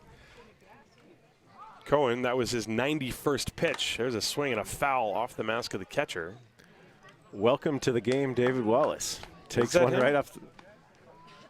I think that actually still is Aundre. Is that Aundre? 23. I don't know why. He's got the same body type. Yeah. And Wallace's number is 22. Okay. Yeah. If I remember correctly. So. All right. Well, I'm mistaken. So, yeah, we both were mistaken. I think that's still Tomas Aundre out there. Yeah, he doesn't drop down on a knee like that. That pitch is low and goes to the screen. 1 ball, 1 strike on Paul Whitman. This is his first at-bat in this ball game. Left-hand hitter. This is only his 3rd plate appearance of the year. He's 0 for 1 with a walk. And the 1-2. Fastball, strike 3 on the inside corner. And Cohen gets the first out very quickly. Yeah, that's Aundre. That's tough to be a pitcher, and you get down there, and then you're crouching. Yeah. 2 days later after throwing a lot of pitches. And he's taking a beating. He's taking balls in the dirt. He's been on his knees all game long, running back to the backstop. Took one off the face mask. But Cohen really, 2 runs so far and 5 1/3. Drop that pitch in there. Nice curveball for strike 1. Jeffrey Arendt is at the plate. That was, by the way, Cohen's 6th strikeout. That strikeout of Paul Whitman, who was pinch hitting for Mušik. 0-1 for Arendt, and the fastball strike called, letter high. Arendt, I think, was not exactly pleased with the size of the strike zone. Arendt came in the game hitting 111 this year. But yeah, the depth of Regensburg is really showed. This year they've had some other key injuries to guys like Matt Vance, and they've historically had a deep team through their farm system that they've built themselves with their own academy up there in Regensburg. And their pitching depth is impressive. As the pitch in the dirt off of the shin guard of Aundre, ball 1. You know what we also have completely neglected, Tim, to mention is that we should mention Happy Father's Day to all the fathers that are watching. I did mention it to my father. If he was watching or not, I don't know, on a Sunday morning. But I said to the U.S. fathers out there, because Father's Day in Germany was a couple weeks ago. A few weeks ago. There's a swing and a miss, strike 3. It actually was the day that I broadcast with you last time. It's the Stuttgart game. Yeah, but that's, Father Day, Vatertag. It's sort of a combination, like religious holiday. It's got a different feel in Germany, but today is Father's Day in the U.S. And Lewis Cohen, by the way, has struck out 3 consecutive hitters going back to last inning. The first 2 in this one, Paul Whitman and Jeffrey Arendt, and now Nino Sakaza steps up to the plate. Sakaza's a much more dangerous hitter, hitting .354. Takes the ball upstairs. And I know that my mom was watching, and she wanted to wish Happy Father's Day to my father and grandfather. There's a line drive into left center field. That's a base hit for Sakaza along the line. Picked up by Tomas. He fires it into second base. It's going to be close, and Sakaza is out. Great throw by Nate Tomas. He hustled over to the line and threw it on a strike to Simon Lechner with a swipe tag. Got him right as he slid in. Oh, that's worth a replay. It was a pitch away, and Sakaza slapped it down the left field line. Tomas, a great job to get over there, cut it off, and very calmly, coolly made a throw all the way to second base. And Sakaza knew it. So the inning ends, no runs, 1 hit, no errors, nobody left on base. Bottom of the 6th inning time. And now let's see what Benjy Waite's going to do. He has been dominant so far through the first 5 innings of this game with 10 strikeouts, and he will toe the mound for the bottom of the 6th. Regensburg 2, Haar nothing. This is Haar Disciples Baseball präsentiert vom Gesundheitsunternehmen MSD.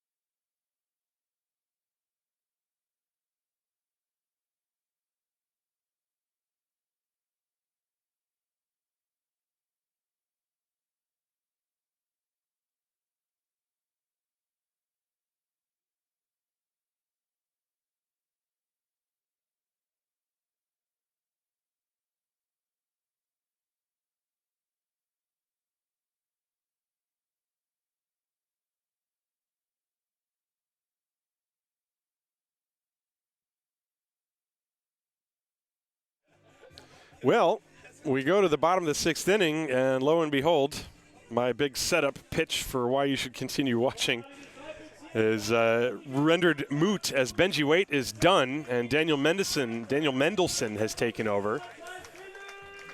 Strong performance by Waite, though. And also got to wonder where Paul Whitman has gone. So Benjy Waite went 5 innings. Sorry, go ahead. Is there a new center fielder? I'm not sure.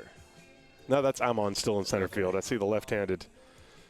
So Philip Howard will step up against Daniel Mendelsohn, and we'll give you, I guess, the rest of the info as we go. And Mendelsohn's first pitch to Philip Howard is a fastball on the inside corner. Strike 1. So Benjy Waite, 5 very good innings. Only 1 hit, 3 walks, and 10 strikeouts. He threw 76 pitches. And that breaking ball is a strike called on the outside corner. Yeah, that's a great pitching line. I would have liked him to come out and see, but that's the depth of Regensburg here. They don't have to stretch people too long. And to be fair, as Mendelsohn has only pitched 18 innings this year, you want to use as many opportunities as you can to get everybody ready for the playoffs. Yeah. And Mendelsohn is certainly a guy who, although he's got an ERA of 8.5, he's got good stuff, and you want him to get into a groove if you're Tomas Baseman and the Regensburg Legionäre. The 0-2, that one is low. 1 ball and 2 strikes. 2-1 is Mendelsohn's record in 18 innings pitched. He's got 22 strikeouts. 1-2 pitch, swung on and missed, but the ball gets away from Heimler, and Philip Howard is going to limp his way to first base. A strikeout and a wild pitch, and the Disciples have a base runner. Perhaps not the way they thought they were going to get on base, but they'll take it. Howard was able to scramble down to first base. The ball got away from the catcher. Well, Nathan Thomas, representing the tying run, steps up to the plate. He homered on Friday night from the right side. It's the inning for the Disciples to do something. Heart of the lineup coming up. It's 3, 4, 5 now, right? Nate's hitting 4th today without Will Thorpe in the lineup. Howard on first. Sorry, Tim. No, they're just missing one of their big. They're missing Chris Ziegler. They're missing Will Thorpe now today. So a couple of the best hitters, and actually Luke Steinlein's not in the lineup either. So some of their middle. He's in the ballpark, however. Yes, he is. I've seen him. And there's a check on Howard at first base, who is not going anywhere. So Mendelsohn, his last appearance was last weekend. He pitched 1 inning against Mannheim. It was a scoreless inning, but he did walk 3. So it's been an issue of control with Mendelsohn. There's the 0-1. Fastball inside, 1 ball and 1 strike. Yeah, he's got a good fastball. I'm not sure he always knows where it's going, though. But that was a great location right inside on the belt of Nate Thomas. He took that one. There's the 1-1. Fouled away in the count, 1 ball and 2 strikes. Thomas was taking a pretty good hack at that pitch. Klaus Nikolici is on deck. It's 2-0 Regensburg. We're in the bottom of the 6th inning. Here in the final day of the regular season.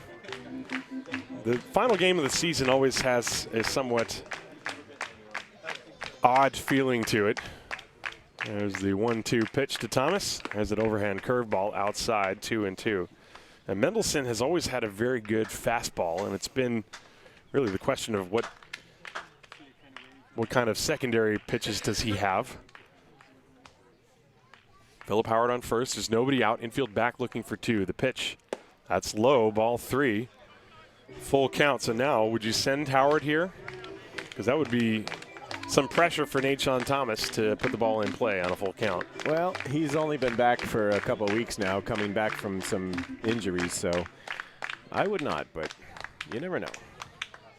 The payoff, he's not going, and that pitch is high, ball 4. First 2 are on for the Disciples. You don't want to run into an out when that's they're trying to tie the game up now. Nate, you got 2 runners on, and Klaus at the plate. Yeah, I completely agree. But sometimes managers have been known to gamble, and sometimes you gamble and win. But Paco Garcia electing not to send the runner there, and you're right, it's the wise decision. Now you have the tying runs on base, and Klaus Nikolici, one of the Disciples' best hitters, at the plate.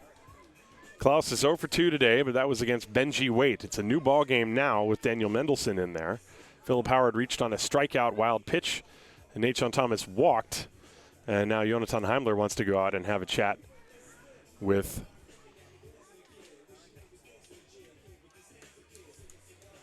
Klaus is hitting .333 this year with 3 home runs, 25 RBIs. He actually leads the team. So it's been a very strong year for him, as you said, also leading the league in doubles. And he fouls that one away on the count. 0-1 on Nikolici. I believe, by the way, that the outfield is Paul Whitman in left, Pascal Aman and Marcel Jimenez still in right. I think Whitman just totally went in for Mushik. I can't see, and still nothing has shown up on the e-scoring. The pitch is inside. 1 ball and 1 strike.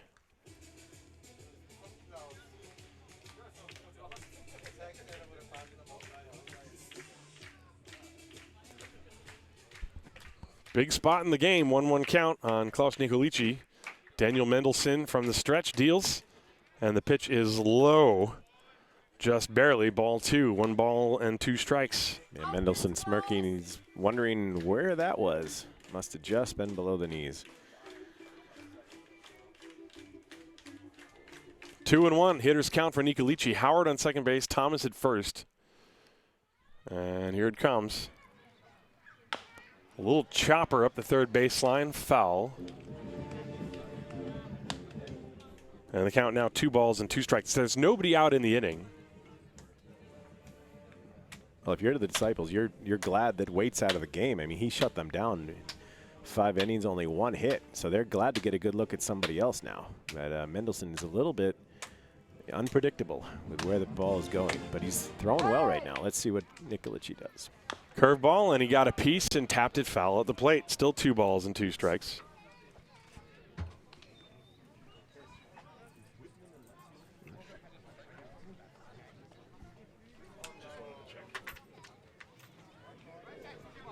So the count 2-2 on Klaus Nikolici. Howard at second, Tomas at first. Tomas the better speed of the 2 base runners, and he's the tying run. There's nobody out. We are in the 6th. Mendelsohn from the stretch deals. Big curve, nothing on it. Ball 3.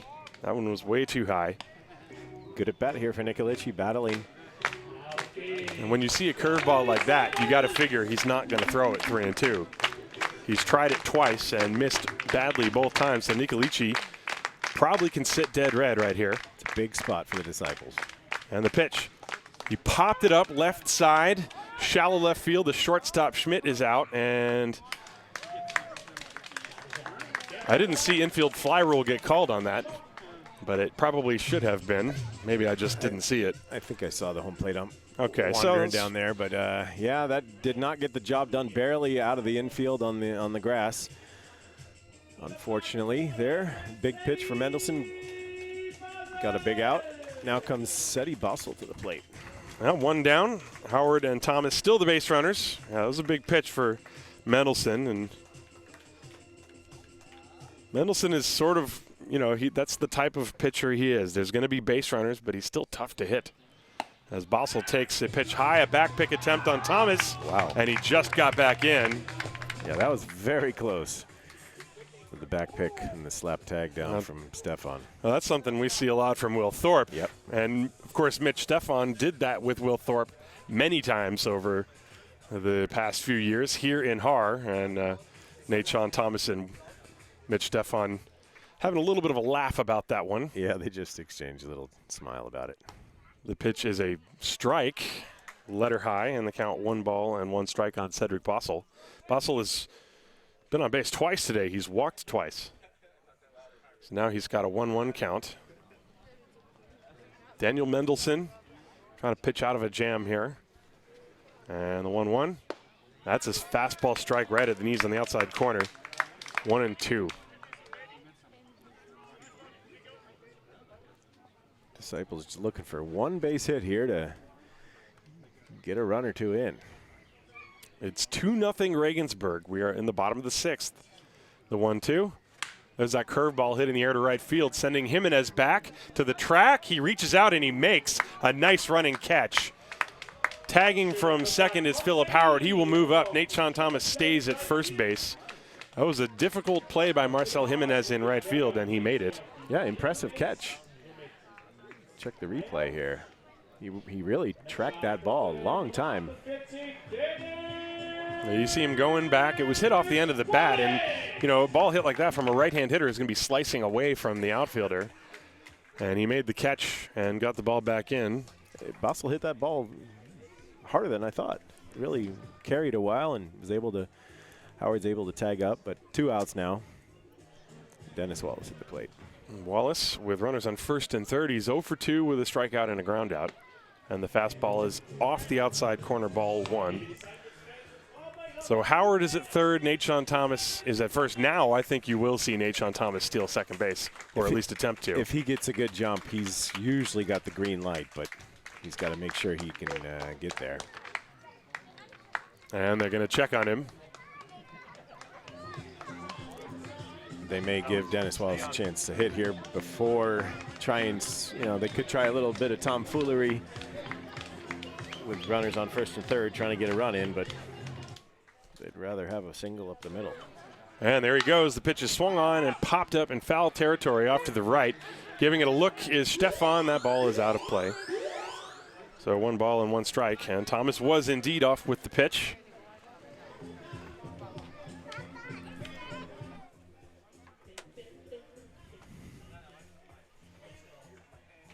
Yeah, I think he had that base stolen to him on that one too. But yeah, Dennis is up there swinging.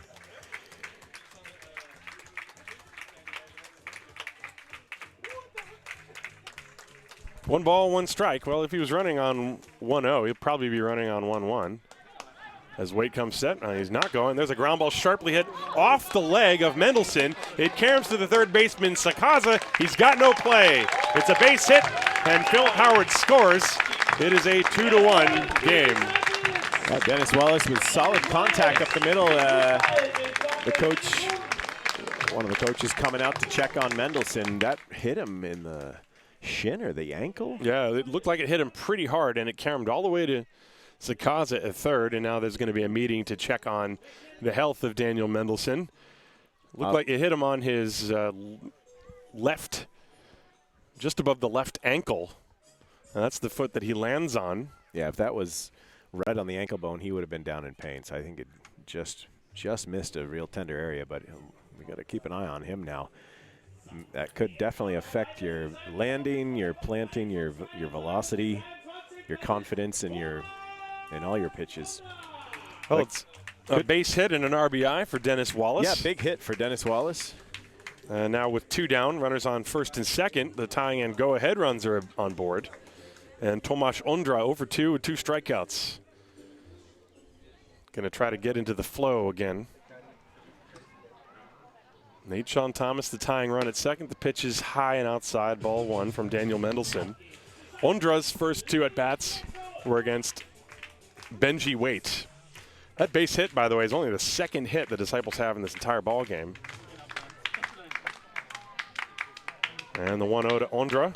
Swing and a foul, 1 ball and 1 strike. The Disciples' only other base hit in the game was David Dinsky leading off the ball game.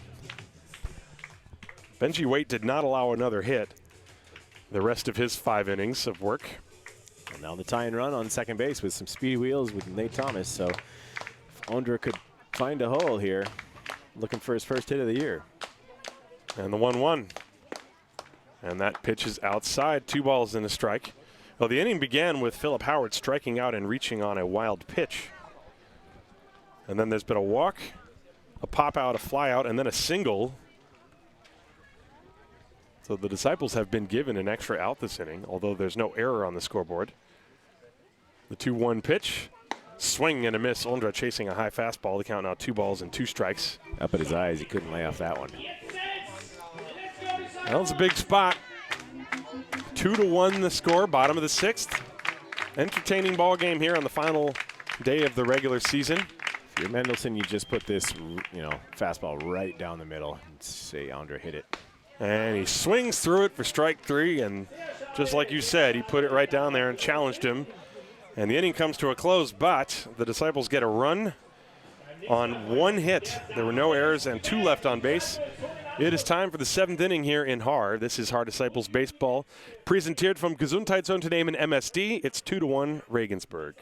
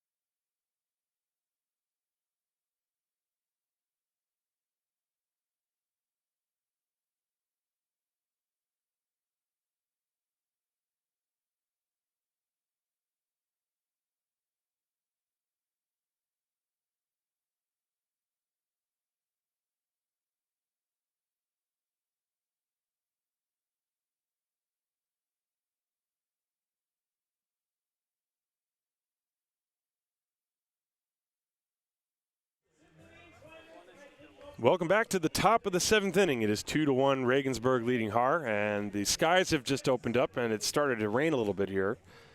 Just a bit of a drizzle at the moment. And Lewis Cohen is going to take his position on the mound and start things here in the 7th. He will deal with the top of the order, Alexander Schmidt, Marcel Jimenez, and Pascal Amon for the Buchbinder Legionäre Regensburg. They lead this game 2-1. And the first pitch is low, ball one. 1 ball and no strikes to Alex Schmidt. Schmidt reached on an error, walked, and flied out. He's officially 0 for 2. And the next one is low and outside, ball 2. 2 balls and no strikes.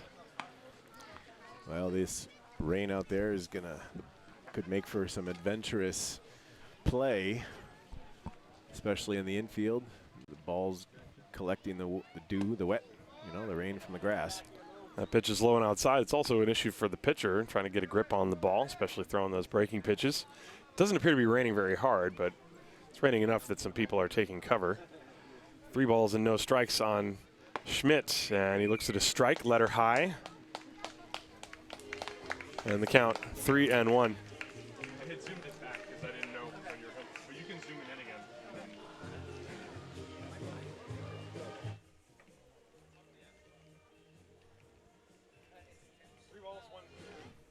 3 balls and 1 strike to count. Now the rain is coming down significantly harder. There's a breaking ball low and outside. That's ball 4.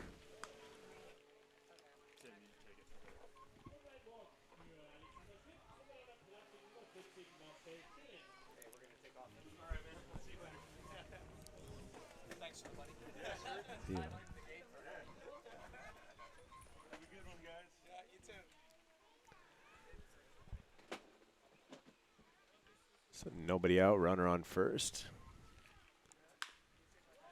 And Wallace picks that up. They get the force at second, and not in time. They tried to turn 2, but they got the lead runner.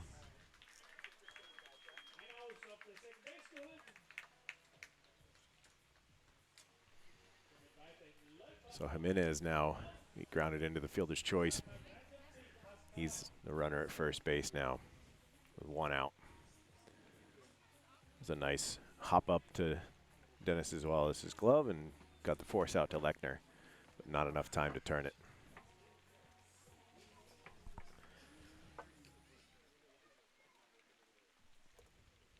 So now I'm on at the plate. Strike 1.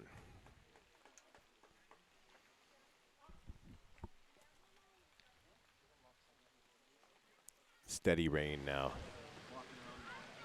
Yeah, it's raining You can hear fairly heavily now.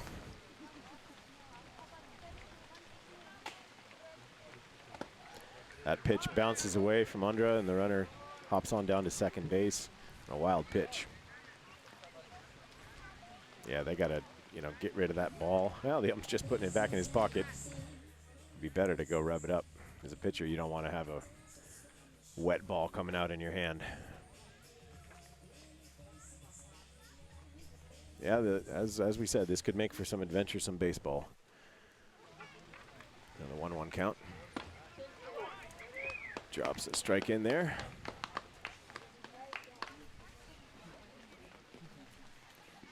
Well, this is a game, if it rains for a really long time, they'll probably just stop it and end it wherever we are. But there are brighter clouds behind us, I can see. Popped up behind first base. Klaus, Big Daddy Nikolici reins that one in. Rains it in among the raindrops. That was a good one. Yeah, that ball can be hard to see out of the clouds, but it's dark above us right now. So 2 outs. Runner stays on second base. Yeah, you know the Disciples want to try to get this game in, though, and get the chance to come back. They're only down 2-1.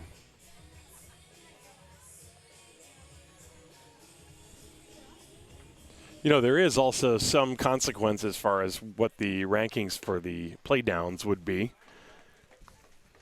Whether the Disciples or the Stuttgart Reds will be the top team, but I don't think they're super concerned with that. Yeah, what that means is a longer trip to Saarlouis for one of the teams. David Grimes at the plate took a strike and then takes a ball. 2 down, runner on second base. I think the rain is already starting to let up. Yeah, people are getting back in their seats. I think it stopped. Marcel Jimenez on second base. And the 1-1, there's a breaking ball down and away. 2 balls and a strike. Cohen is now over 110 pitches. Yeah, another ball in the dirt. He's laboring out there, but amazing. You know, he's really pitched strong, and Regensburg has not. They only have 5 hits, still 6 hits. Cohen's been very good. Benjy Waite was very, very good. A little bit better. 2-1. That one missed outside. 3 balls and a strike. Cohen has walked 5 in the game, so maybe that's the one thing that, you know, he's probably a little frustrated with.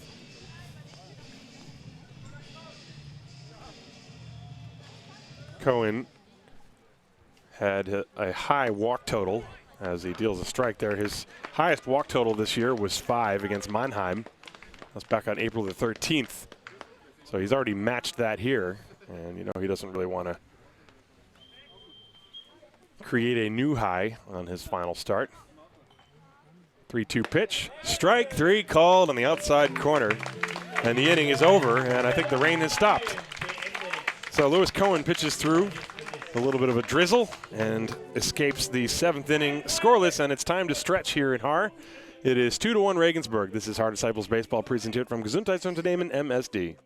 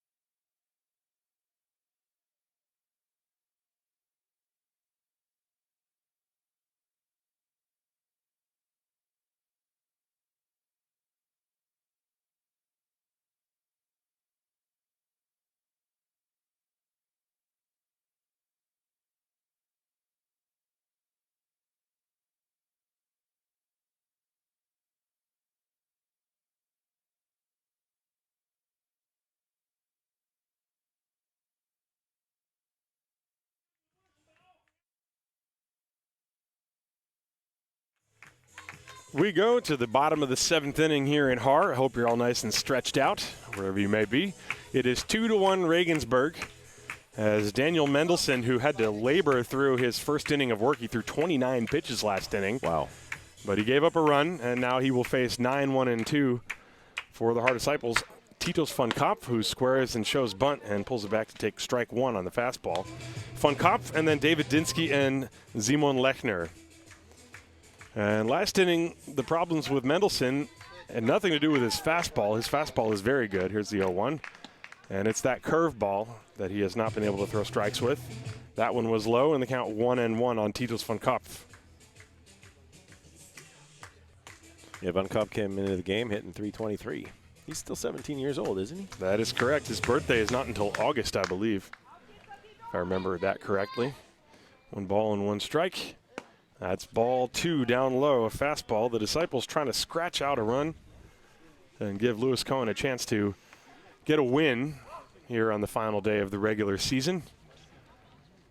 The Legionnaire trying to get themselves ready for the playoffs. There's a chopper, fair, right along the third base line, picked up by Heimler, and he throws to first in time.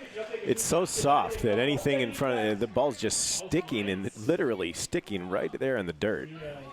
Yeah, that ground ball went about a foot in front of home plate. Von Kopf stood there, and you can see very clearly it was right in front of the home plate, probably right on the line. Yeah, Coach Garcia came down from third base. He's arguing with the home plate umpire about it. The line is long gone, of course, that part.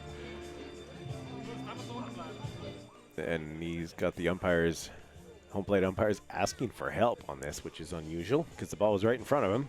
Well, I don't see how the other umpires are going to be able to make a judgment call on this.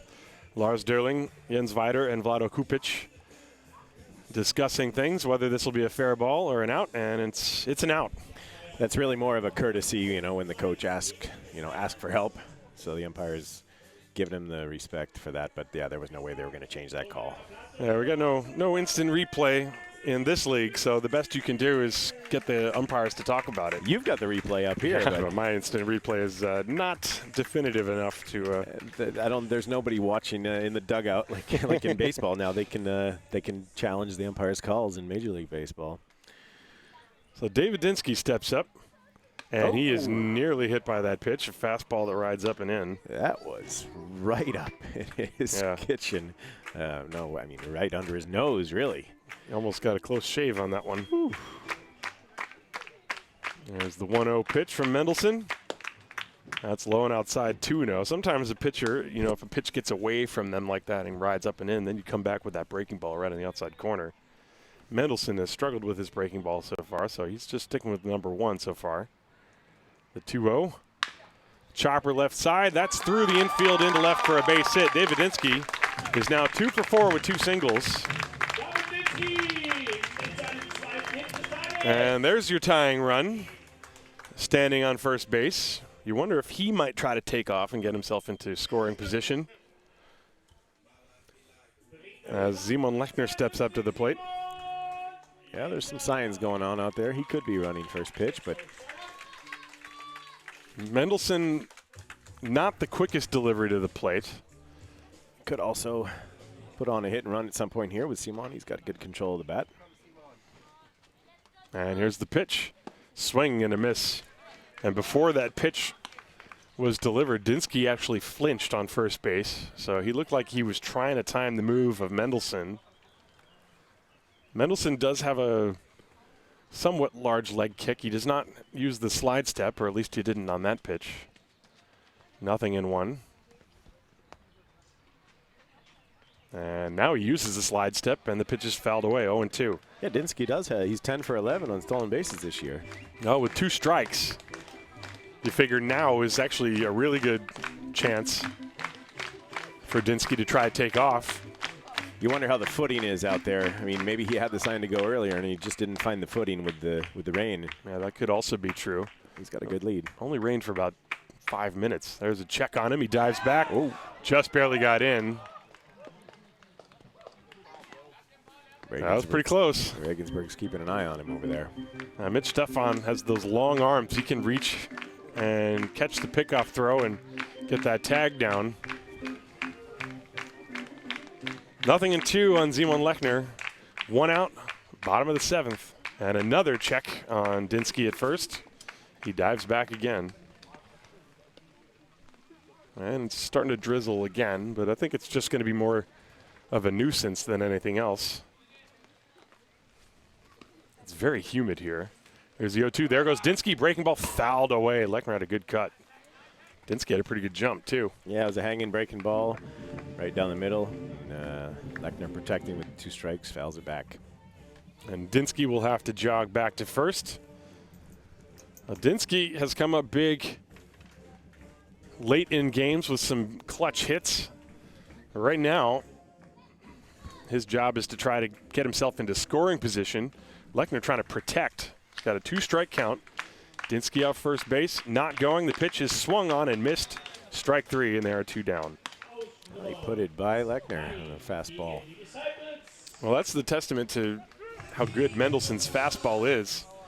His fastball is definitely swing and miss worthy, but now you've got Philip Howard. Howard, of course, a former national team player, longtime member of the Legionnaire who homered on Friday.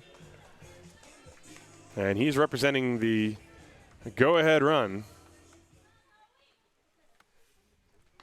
And the pitch, a breaking ball, that is on the outside corner. That's the first breaking ball for a strike that Mendelsohn has thrown in at least this inning, and he picked a pretty good time to do it against one of the better hitters in the league. Except the one Lechner fouled back last at bat, right?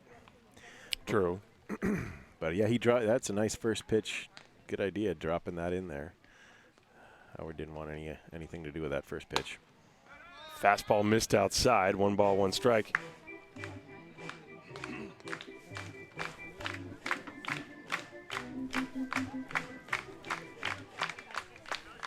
One ball, 1 strike, 2 outs. Bottom of the 7th, 2-1 Regensburg. Dinsky on first base. Infield is back, outfield deep and straight away. The 1-1 pitch to Howard is low. The runner is going. Throw to second base. Not even close. And David Dinsky has stolen second base.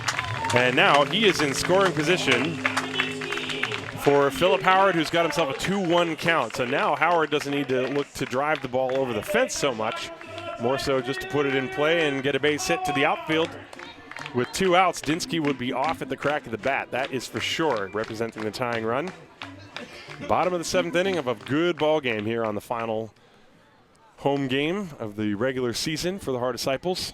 Yeah, he had a good jump on that and get down to second base. There's the 2-1 pitch.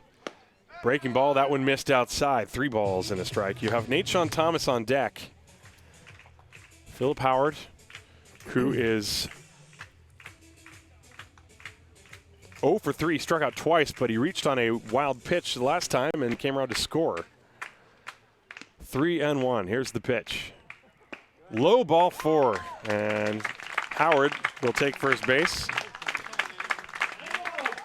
Mendelsohn does have a lot of base runners. I remember I saw his statistics there. His whip was over 2.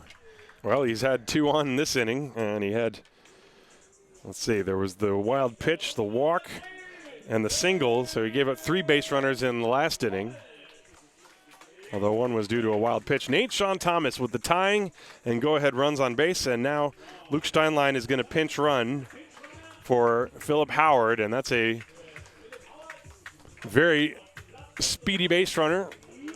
Steinlein representing the go-ahead run. Howard, of course, with the injured leg, can't run at 100%, so he's going to be subbed out for Lucas Steinlein, who will just go into the game as the designated hitter. Nate-Sean Thomas now, 2 outs. This feels like it could be the ball game, even though it's the 7th inning. 2 on and 2 out. Good chance. Here's the pitch. Thomas with a big swing and nothing there, strike 1. Yeah, he was hacking hard on that one. That looked like kind of a get-me-over fastball from Mendelsohn. It didn't have quite the movement that some of his other pitches we've seen had, but he got it past Nate-Sean. 1 strike the count to him. Dinsky at second, the tying run. Steinlein at first, the go-ahead run. There are 2 outs.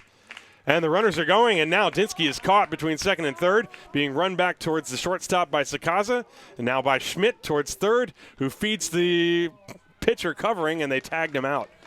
Well, Daniel Mendelsohn lifted the leg, and the runners took off too soon, and David Dinsky is caught stealing, and that kills the rally and the vibe in the ballpark.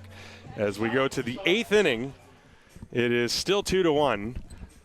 As we'll take another look at this replay. You watch, you have to always be careful as a base runner. Make sure the pitcher's going to deliver it to the plate. And Dinsky took off as soon as Mendelsohn lifted the leg, and you could see he was caught. The throw went 1 to 5 to 6 to 1. 1, 5, 6, 1. That's a scorer. With the spaghetti 1, 5, 6, 1. The spaghetti move picks him off at second base, and Disciples run themselves out of an inning and a good scoring chance. So we will go to the 8th inning. It is 2-1 Regensburg. This is Har Disciples Baseball. Präsentiert vom Gesundheitsunternehmen MSD.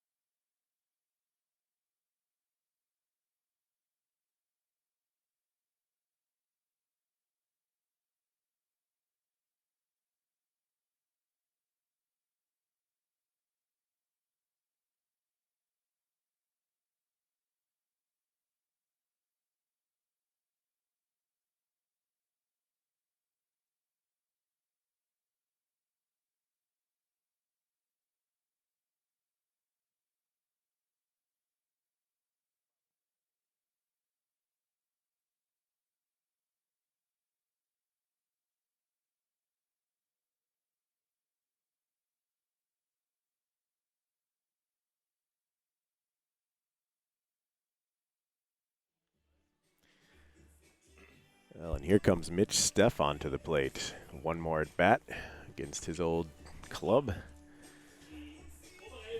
Yep, Regensburg leading by a score of 2-1 as we enter the top of the 8th inning. As a base running blunder ended the rally for the Disciples in the bottom of the 7th. And so it'll be Stefan and then Heimler and Paul Whitman against Lewis Cohen, who just threw his 117th pitch.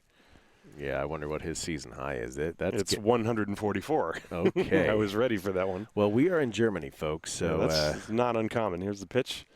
That one is outside, ball 2. Did you see that yesterday? Major League Baseball posted a memory of Nolan Ryan. Was it 238 pitches in a 14-inning? Yeah, I saw that you sent me that link, and I had also actually seen it before. Somebody, the Astros, were talking about it on their broadcast. There's a swing and a miss. In the days now, even Major League pitchers are, 100 pitches, they're out of the game most of the time. There is also a difference, and I'm sure you know this because you were pitching, and I was pitching, and I remember when I would pitch. You can't throw every single pitch at 100% if you want to stay in the game for a long time. There's a chopper pulled foul, 2 balls and 2 strikes on Stefan. But now pitchers are throwing every single pitch with as much energy and force as they possibly can. And I think that's part of why you see more, first of all, more 100-mile-an-hour fastballs. Second of all, more injuries. And somebody like Nolan Ryan. They're throwing harder, yeah. Today. Pitches high, 3-2. And he was one of the few back then that was throwing around 100 miles an hour. And there are also differences in how the pitch speed is measured today versus how it was measured back when Ryan was pitching. I think when Ryan was pitching, the radar guns, they would measure the speed of the ball when it got to home plate. Here's a 3-2, swing and a miss. Struck him out to begin the inning. That's strikeout number 9 for Lewis Cohen. Cohen wins that battle, puts the fastball by Stefan. And, now the way that StatCast measures, I think they measure the pitch closer to where it's released from the hand. And so technically, yes, there are more guys throwing 100 miles an hour, but really we don't know. I mean, we don't know how hard Bob Feller threw. Yeah, but I mean, in the around 1990 time frame probably. It certainly was less common, for sure. The average Major League fastball back then was 86 miles an hour, I remember. Right, that's about the average fastball in the Bundesliga now. Yep. 1 ball, no strikes on Jonathan Heimler. Now it's pretty rare now if a pitcher is not throwing 90. But this is he's up around 125 pitches. This is getting pretty high, but he's done it before this year, as you said, so it's not overly unusual here. But yeah, I think only 3 times in my life did I throw more than 130 pitches. I don't know because I don't think we kept pitch counts when I was pitching.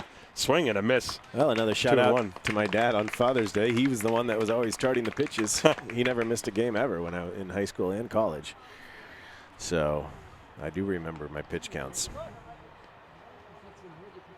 But the one game I had the most was on Cape Cod in a tournament about 6-7 years ago. Wait a minute. How old were you then? Yeah. Pitch is high outside. 3-1. Were you still in your 30s back then? I didn't say it was the Cape League.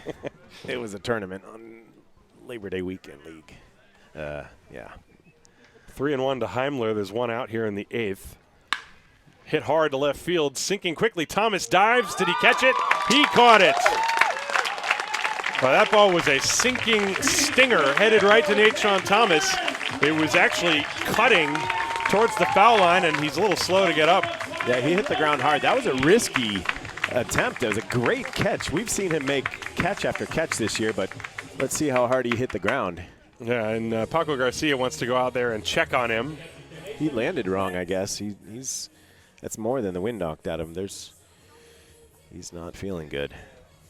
Well, but he charged in and just got that right at the kind of his shoestrings. Yeah, that was a great running catch. Nate's one of the best outfielders we've seen here in Haar. Yeah, he made a great throw earlier in the game as well, and that was really a spectacular catch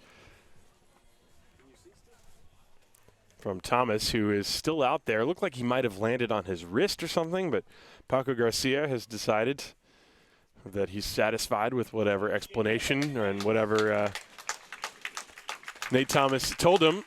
So Thomas looks like he's shaking out his left elbow a little bit. He's a tough guy. He's going to take more than that to get him out of a game. And so 2 down, and Paul Whitman, who pinch hit in the 6th inning and struck out, is going to get his second chance against Lewis Cohen. Cohen, meanwhile, another strong outing. It's only a 2-1 score. And here's his pitch to Whitman. It's a fastball high, 1 ball, no strikes. That was pitch number 128.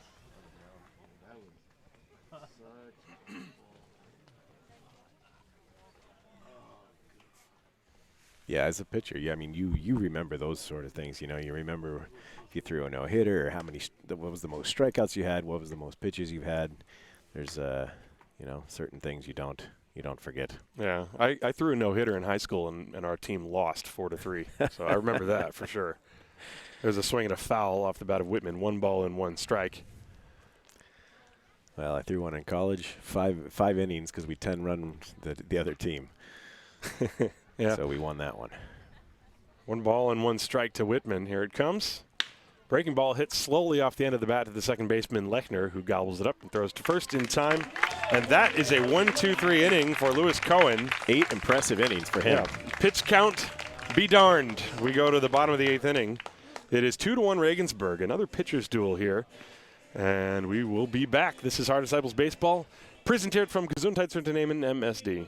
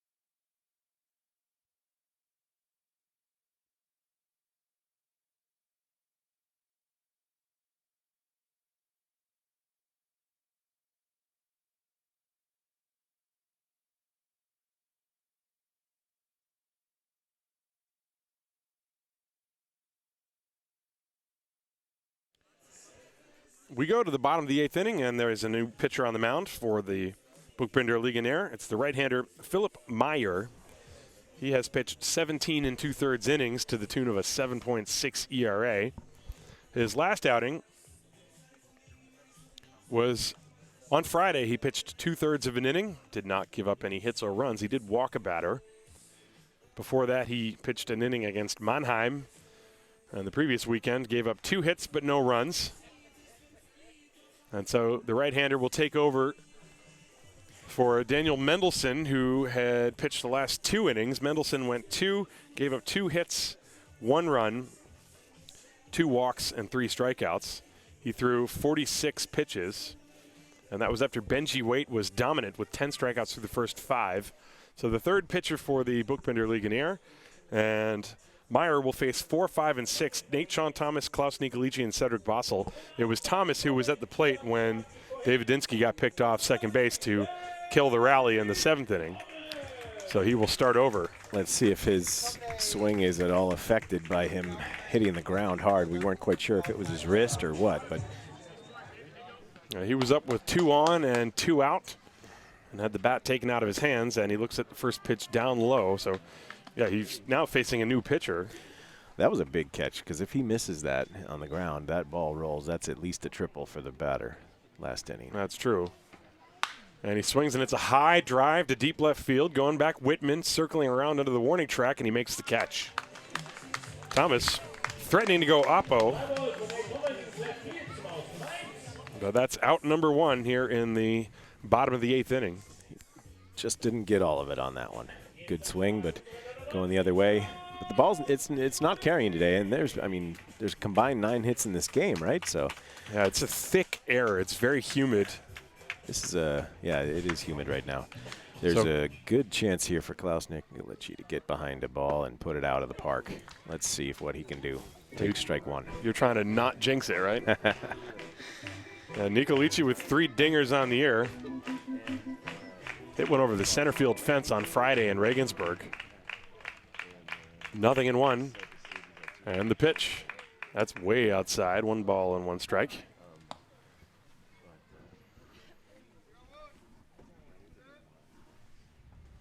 Klaus is 0 for 3 today. Outfield playing him straight away. And here it comes. That's low and outside. 2 balls and a strike. 2-1 Regensburg. They scored a run in the second and a run in the fourth. And that has been it. 1 run came around on the passed ball. That's actually the difference in the game. Yeah. It was a pitch that was a strike called, and it went off the glove of Tomas Aundre. Klaus cues one off the end of the bat to the second baseman, Jeffrey Arendt, who makes the play to first base very easily. And there are 2 down. I'm not sure we expected a pitcher's duel today. I mean, Regensburg's had 3 pitchers now, but that's what we've got. 2-1 ball game in the bottom of the 8th. Cohen has been great for the 3rd consecutive game for the Disciples. Is Steinlein warming up in the bullpen out there? I'm wondering if he's going to be coming in, or do you bring Aundre back out with 130 pitches? Yeah, Cohen, 130 pitches. Cohen, yeah. Cedric Bassel at the plate, 2 down. Nobody on, and the pitch is a strike over the outside corner. Bassel is 0 for 1, but he's walked twice, so he's had 3 plate appearances and been on base twice. Former Legionnaire, of course. That big lollipop curveball drops in. Sure was. Strike 2. That's a Charlie Brown pitch right there. Said he just watched that come in, but he didn't want anything to do with that. I've heard Vin Scully describe that as a soap bubble before. Huh. There's the 0-2. There it is again. This one pulled foul. I mean, it's almost like an ephus pitch. Almost. If you know it's coming, it's probably very hittable, but there's an element of surprise, and Meyer, long, lanky arms, and he can throw the ball with some juice behind it. You got to be ready for the fastball. Here's the 0-2. And that was the fastball. It's up high. 1 ball and 2 strikes.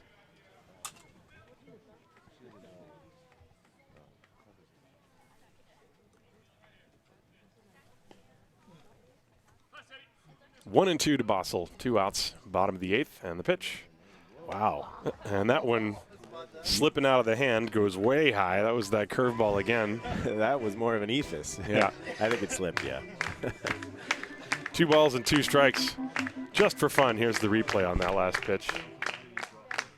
No, actually, I'm going to cancel that because the new one is coming right now. And it's right on the outside corner, a fastball at the knees. And Bassel is caught looking. Disciples just cannot get any hits going today. Well, credit to the Regensburg pitching. They have been on their game. It is 2-1.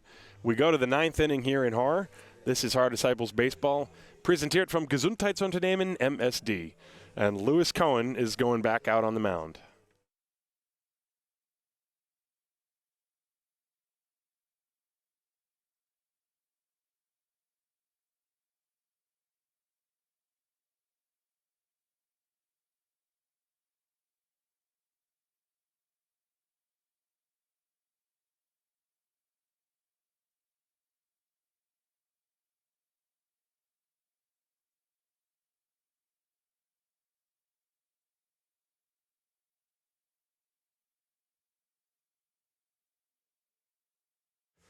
We go to the top of the 9th inning, and Lewis Cohen, who has thrown 130 pitches, is going to go back out there and try to finish what he started. He told me before the game he wanted to go out with a strong performance, and regardless of what happens here in the 9th inning, he has done that.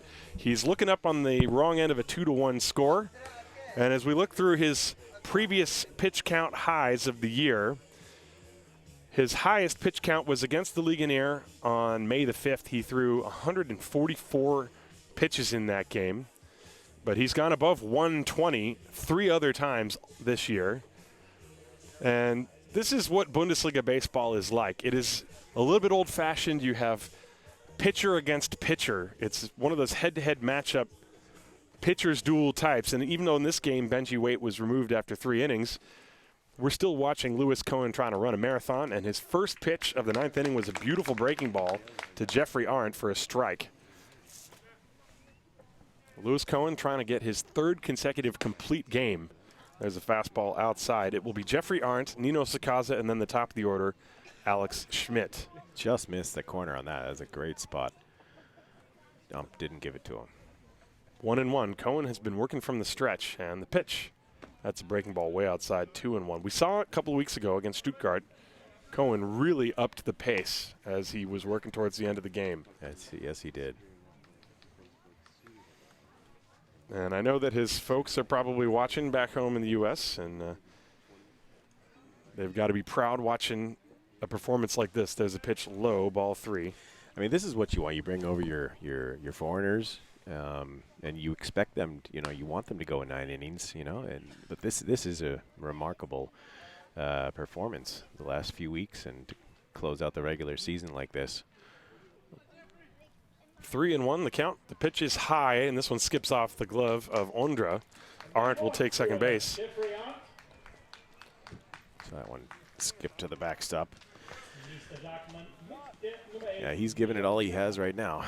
And Steinlein, of course, is warming up in the bullpen, and there is a certain. There's got to be a line that Paco Garcia does not want Lewis Crowan to cross, but at the same time, they're going to let him go. Yeah. If he even starts after leadoff walk. If he starts walking another guy, you might. Anything could be the last batter. It depends if Steinlein's ready and how much he's missing by. But it was just that last pitch got away. A big lead at first base for Arendt, he's going. The pitch is high. Ondras throw to second base, not in time, and it skips through and goes all the way into center field. However, Arendt will stay put at second with the stolen base. 1 ball and no strikes, and Cohen missing badly high and away on maybe 3 out of the last 4 pitches. Yeah, he's overthrowing a little bit probably right now. But you got to respect that he's given it everything he has. And Garcia, obviously the coach, he's a pitcher himself, so he knows what it's like to be out there wanting to finish what you've started. Sakaza with a 1-0 count. Sakaza, by the way, is 1 for 2. He's also walked. Here's the pitch. Swing and a miss. 1-1. There's nobody out. We're in the top of the 9th inning. It's a close ball game, 2-1. Regensburg leading. A run in the 2nd and a run in the 4th. The Disciples pushed across a run in the 6th, and that's it. Here's the 1-1. Tapper slowly hit up the first baseline, fielded by Nico Lici. He's going to take it to the bag himself. And moving to third is Arendt, who was almost obstructed with as the third baseman Dennis Wallace was getting over there. Well, that does the job. A little squibbler to first base. Moves the runner over easily from second to third. With 1 out, that's what you wanted to do if you're Regensburg. Doesn't matter how you got it done. So Schmidt, Alex Schmidt, the top of the order, who is 0 for 2, but he's walked twice and also reached via the error. He will step up. The infield will come in. The Disciples trying to preserve the score as it is and not give up any more runs. And they will try to come home and get the runner at the plate. The first pitch is a breaking ball taken for ball 1, low and outside. Scooped in the dirt again by Aundre. Right now, the difference in the game is actually the passed ball back in the 4th inning. And Aundre is going to be looking to keep everything in front of him here with Arendt on third. The 1-1, or the 1-0 rather, is high, and the count 2 balls and no strikes. Well, he's throwing hard. That's a good fastball, but just missed out high and outside. Yeah, Cohen running on fumes. He is about to make his 139th pitch. Here's the 2-0. And that one drops in nicely. Strike 1. Off-speed pitch. Changed it up on that, or off-speed curveball. Well, Regensburg sure wants this insurance run. He, ground ball anywhere except right at a defender will do the job. Swing and a miss. Strike 2. Off-speed pitch. Cohen took a little something off, and Schmidt was way out in front. Well, Cohen wants this strikeout right here.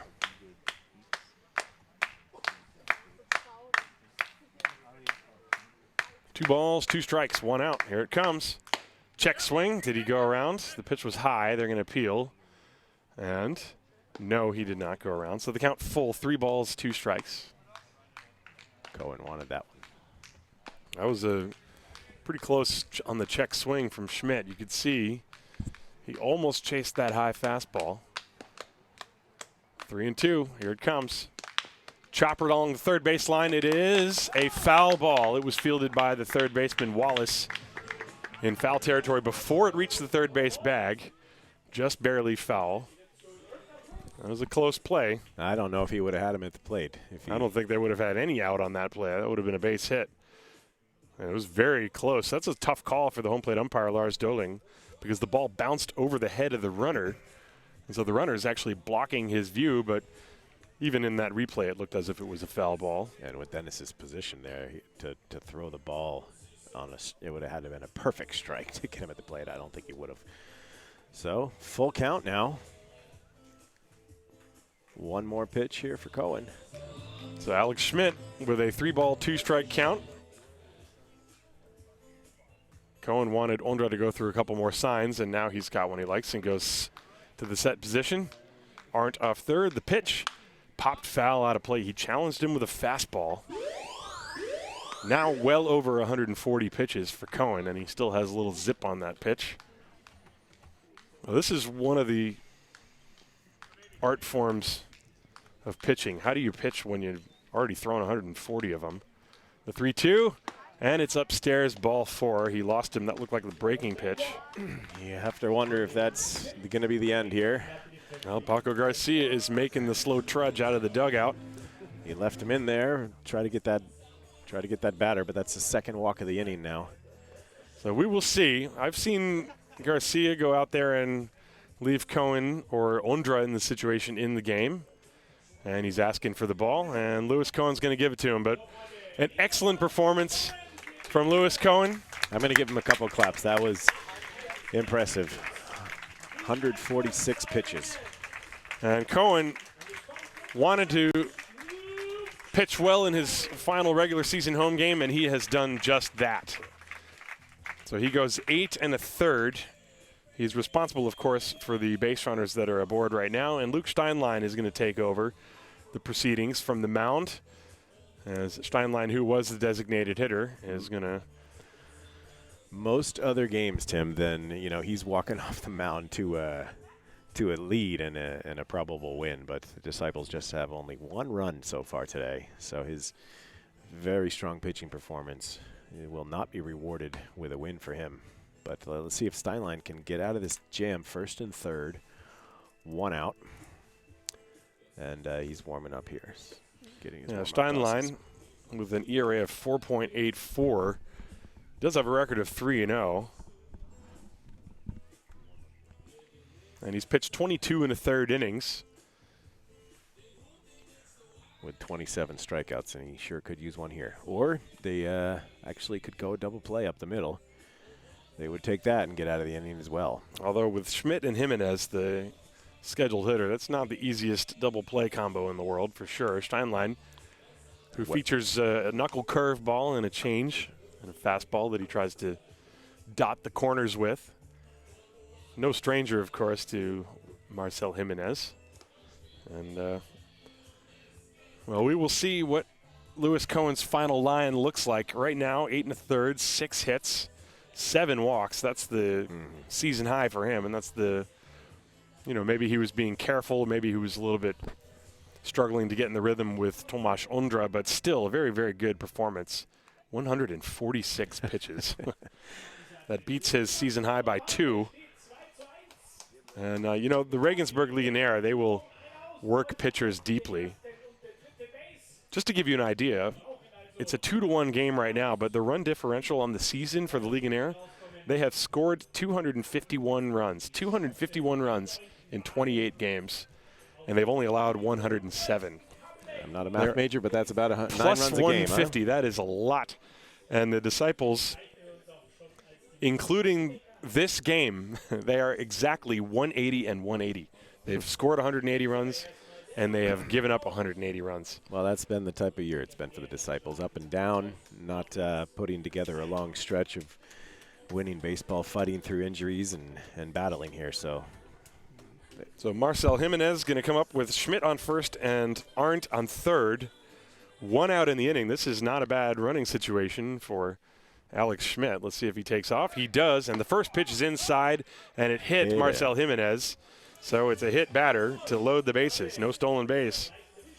He probably had it stolen, but yeah, Luke. Yeah, he would have definitely had it stolen. Luke coming in, guns blazing, and fastball got away from him up and in and nicked the jersey of Jimenez. Right, didn't hurt him, that's for sure. Nope. But hurts the Disciples. Bases loaded now. And Pascal Amon, who has grand slammed in this ballpark earlier this year. The corners are in, and the middle infielders are back. Yeah, I guess they Double will play depth. double play up the middle, and they will come home at the corners. The first pitch is low and outside. There's only one out in the inning. The outfield's at normal depth. Maybe Nate's slightly more in, but no, he usually plays around there. There's a swing and a chopper pulled foul. Strike one. The shortstop, Titos von Kopf, is standing almost directly behind second base. So there's a big hole on the left side. They are expecting Amon to try to pull the ball. And usually when he does, he hits it with authority anyway. Yeah, Nate's way off the line, too, towards center. 1 ball, 1 strike to the powerful Amon. The pitch, curveball, and he swung over the top. 1 and 2. Pitch. That's hard to come out of the bullpen on a wet, humid day, and he dropped the hammer on him there. Steinlein works from the first base side of the rubber. Arendt, Schmidt, and Jimenez, the base runners. There's 1 out. And the 1-2, fastball is outside, or maybe that was, not sure what pitch that was. Maybe it was a changeup that faded down and away. 2-2. There's a big pitch. And it's slapped foul off to the left. We will do it again. Still 2-2. That pitch was down and in on Amon, who holds the bat high with bat parallel to the ground. A little bit of a Cody Bellinger style to his stance, I guess you could say. Yeah. 2 balls and 2 strikes. The breaking ball in the dirt goes to the screen. Coming home to the plate is Arendt, and he will score. It's a wild pitch, and the other runners also move up. It is 3-1 Regensburg. And a breaking ball that was inside. Yeah, Aundre didn't even get a glove on it. Yeah, that might very well be actually a pass ball. Now, it was in the dirt and got past Aundre. Yeah, you got to block that. That's tough. Catching pitchers that you haven't done yet this year. Yeah, Aundre's never caught Steinlein in a game. I guess he did catch a lot of bullpen sessions. Here's the 3-2. Curveball pulled foul. That was hanging up in Amon's eyes, and he swung just a little bit too soon on that. Second and third. And he broke his bat as well. Well, it's a 3-1 ball game. Runners on second and third. Right now, you need to stop the bleeding if you're the Disciples. Infield's in. You got to knock the ball down at any cost.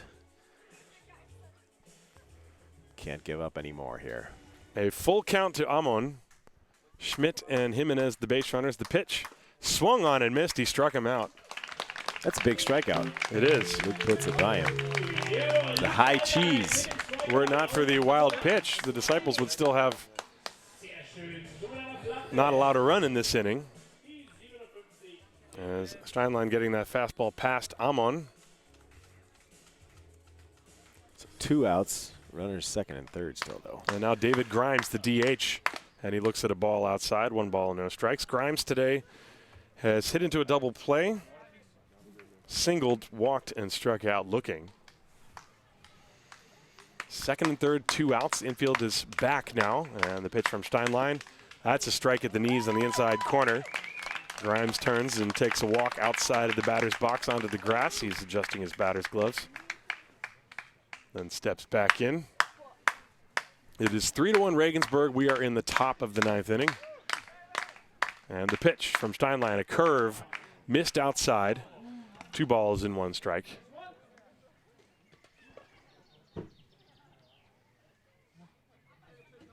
This inning started with Jeffrey Arendt walking, and then Sakaza grounded out, and Schmidt walked, and then the pitching change.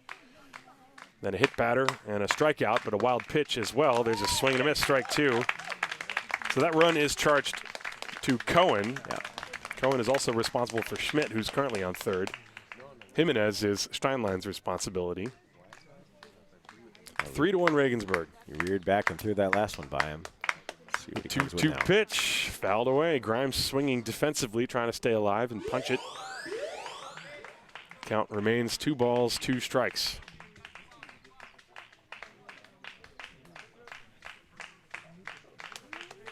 Some of the Haar Disciples fans trying to rile some energy up for that final strike. Here's the 2-2.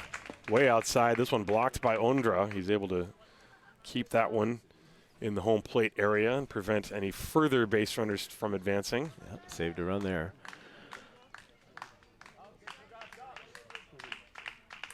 Full count. Battle out here between Luke Steinlein and David Grimes. Mitch Stefan waiting in the odd deck circle.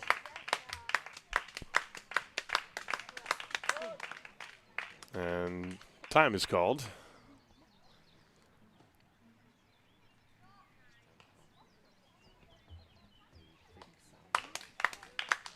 Now the fans pick right up where they left off. There's the 3-2.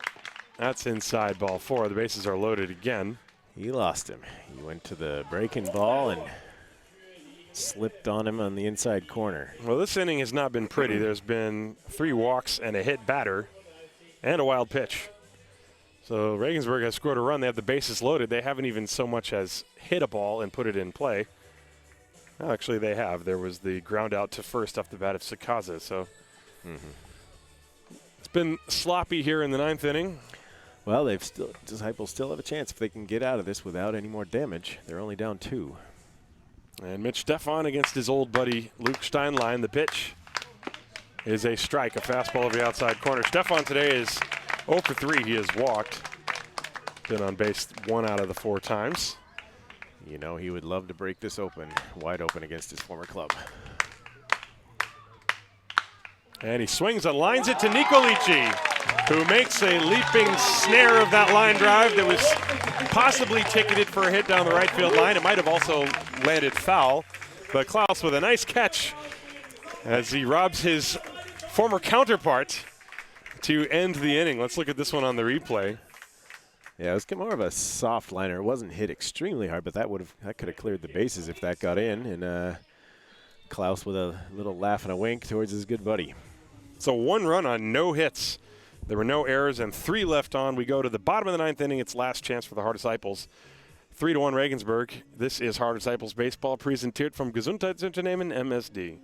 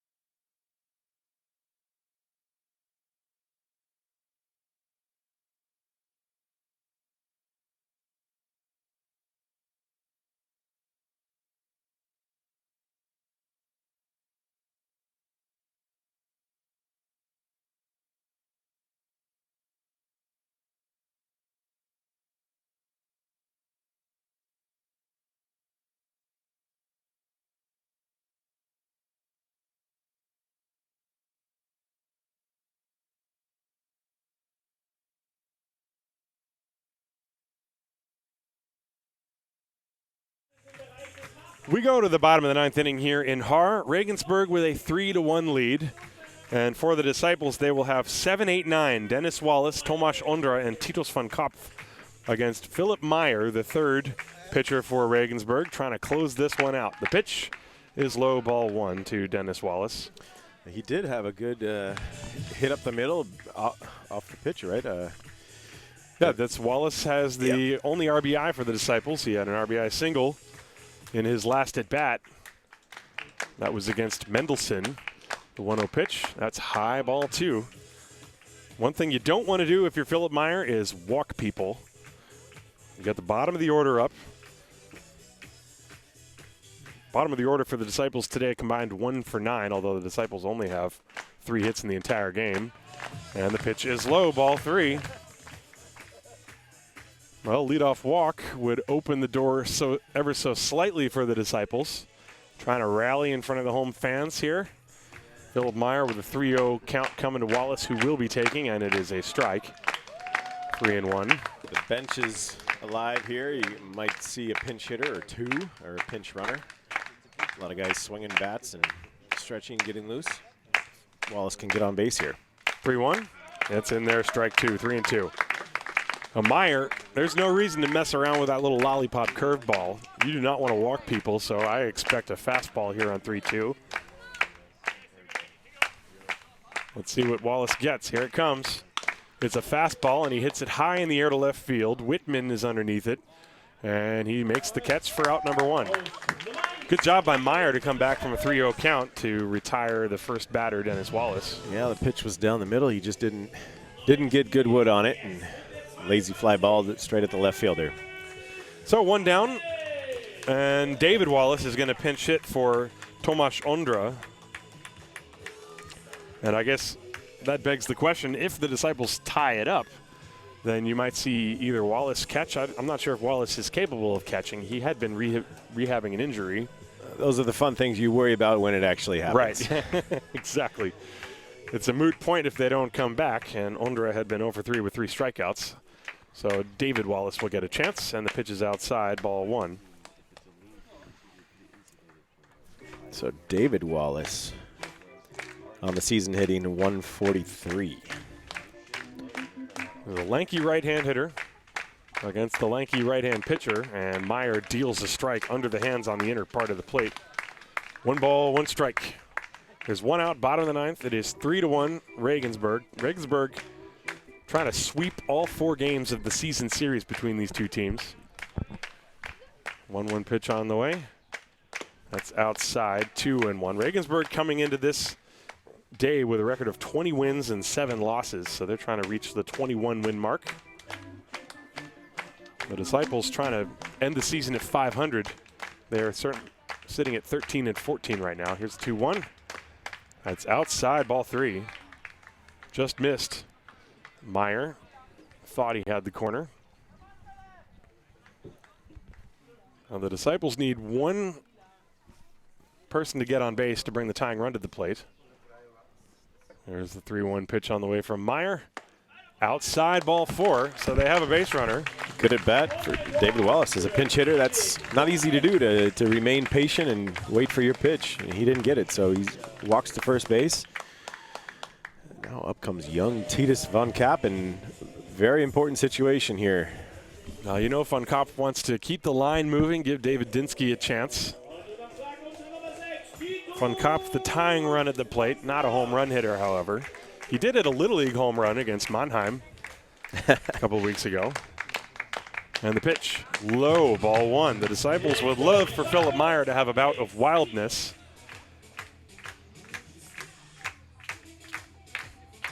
That is something that sometimes happens to him.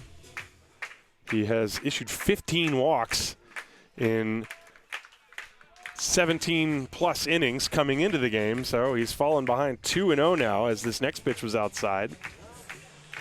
And that's going to draw a mound visit. That's Benjy Waite running out of the dugout to give some advice to Philip Meyer, and I imagine the advice is going to be something along the lines of, hey, throw a strike. Maybe a little bit more colorful language than that. Would you please throw a strike, sir? Now, they have a lot of young players. You know, they may not be 16 or 18 years old, but they've been fighting in the Bundesliga for years, most of these guys together, but they're still, you know, growing up and having their own control problems. Sometimes it takes you years to be able to throw strikes when you need it. 2 balls and no strikes, the count on Titus von Kapp. I imagine he might be taking here with 1 out and the pitch, and he was taking, and it was in there for a strike, 2-1. Right down the pipe. David Wallace is at first. He's not going to be going anywhere. Unless, I guess, they elect to try a hit and run, but that's risky when you're trailing by 2. He's not known for stealing too many bases anyways. There's a chopper towards third, fielded by Sakazi. He goes to second. 1. The relay throw to first is not in time, and it skips and goes all the way to the fence, retrieved by Stefan. Von Kapp will take second base on the throwing error, as Jeffrey Arendt buried that throw, and it got past Mitch Stefan. It did not go in the dugout. So Von Kapp is now at second base, and there are 2 outs. And the top of the order, David Dinsky will step up to the plate as we watch this again on the replay. Pretty good takeout slide by David Wallace, and that's what caused that.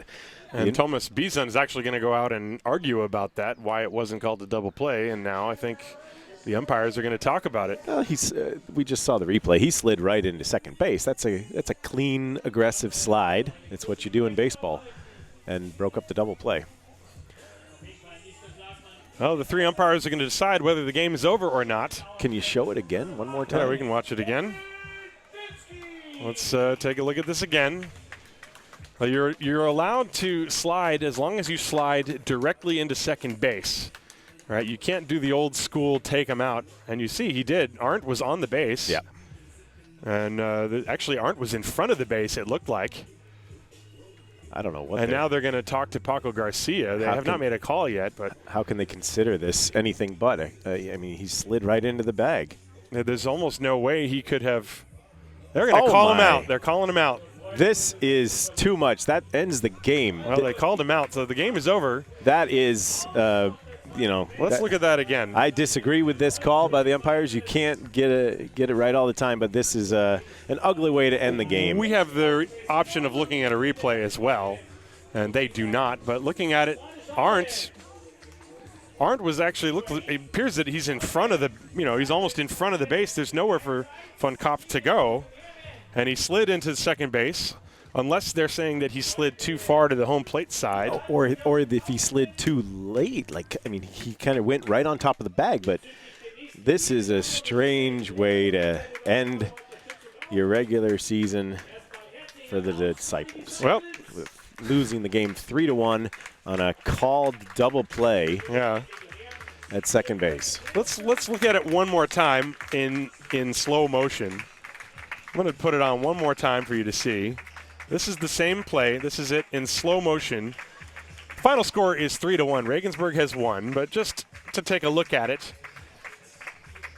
Well, from my eyes. So watch where the second baseman Arendt is on this play. He's coming in to charge. You can see that he's coming to cover.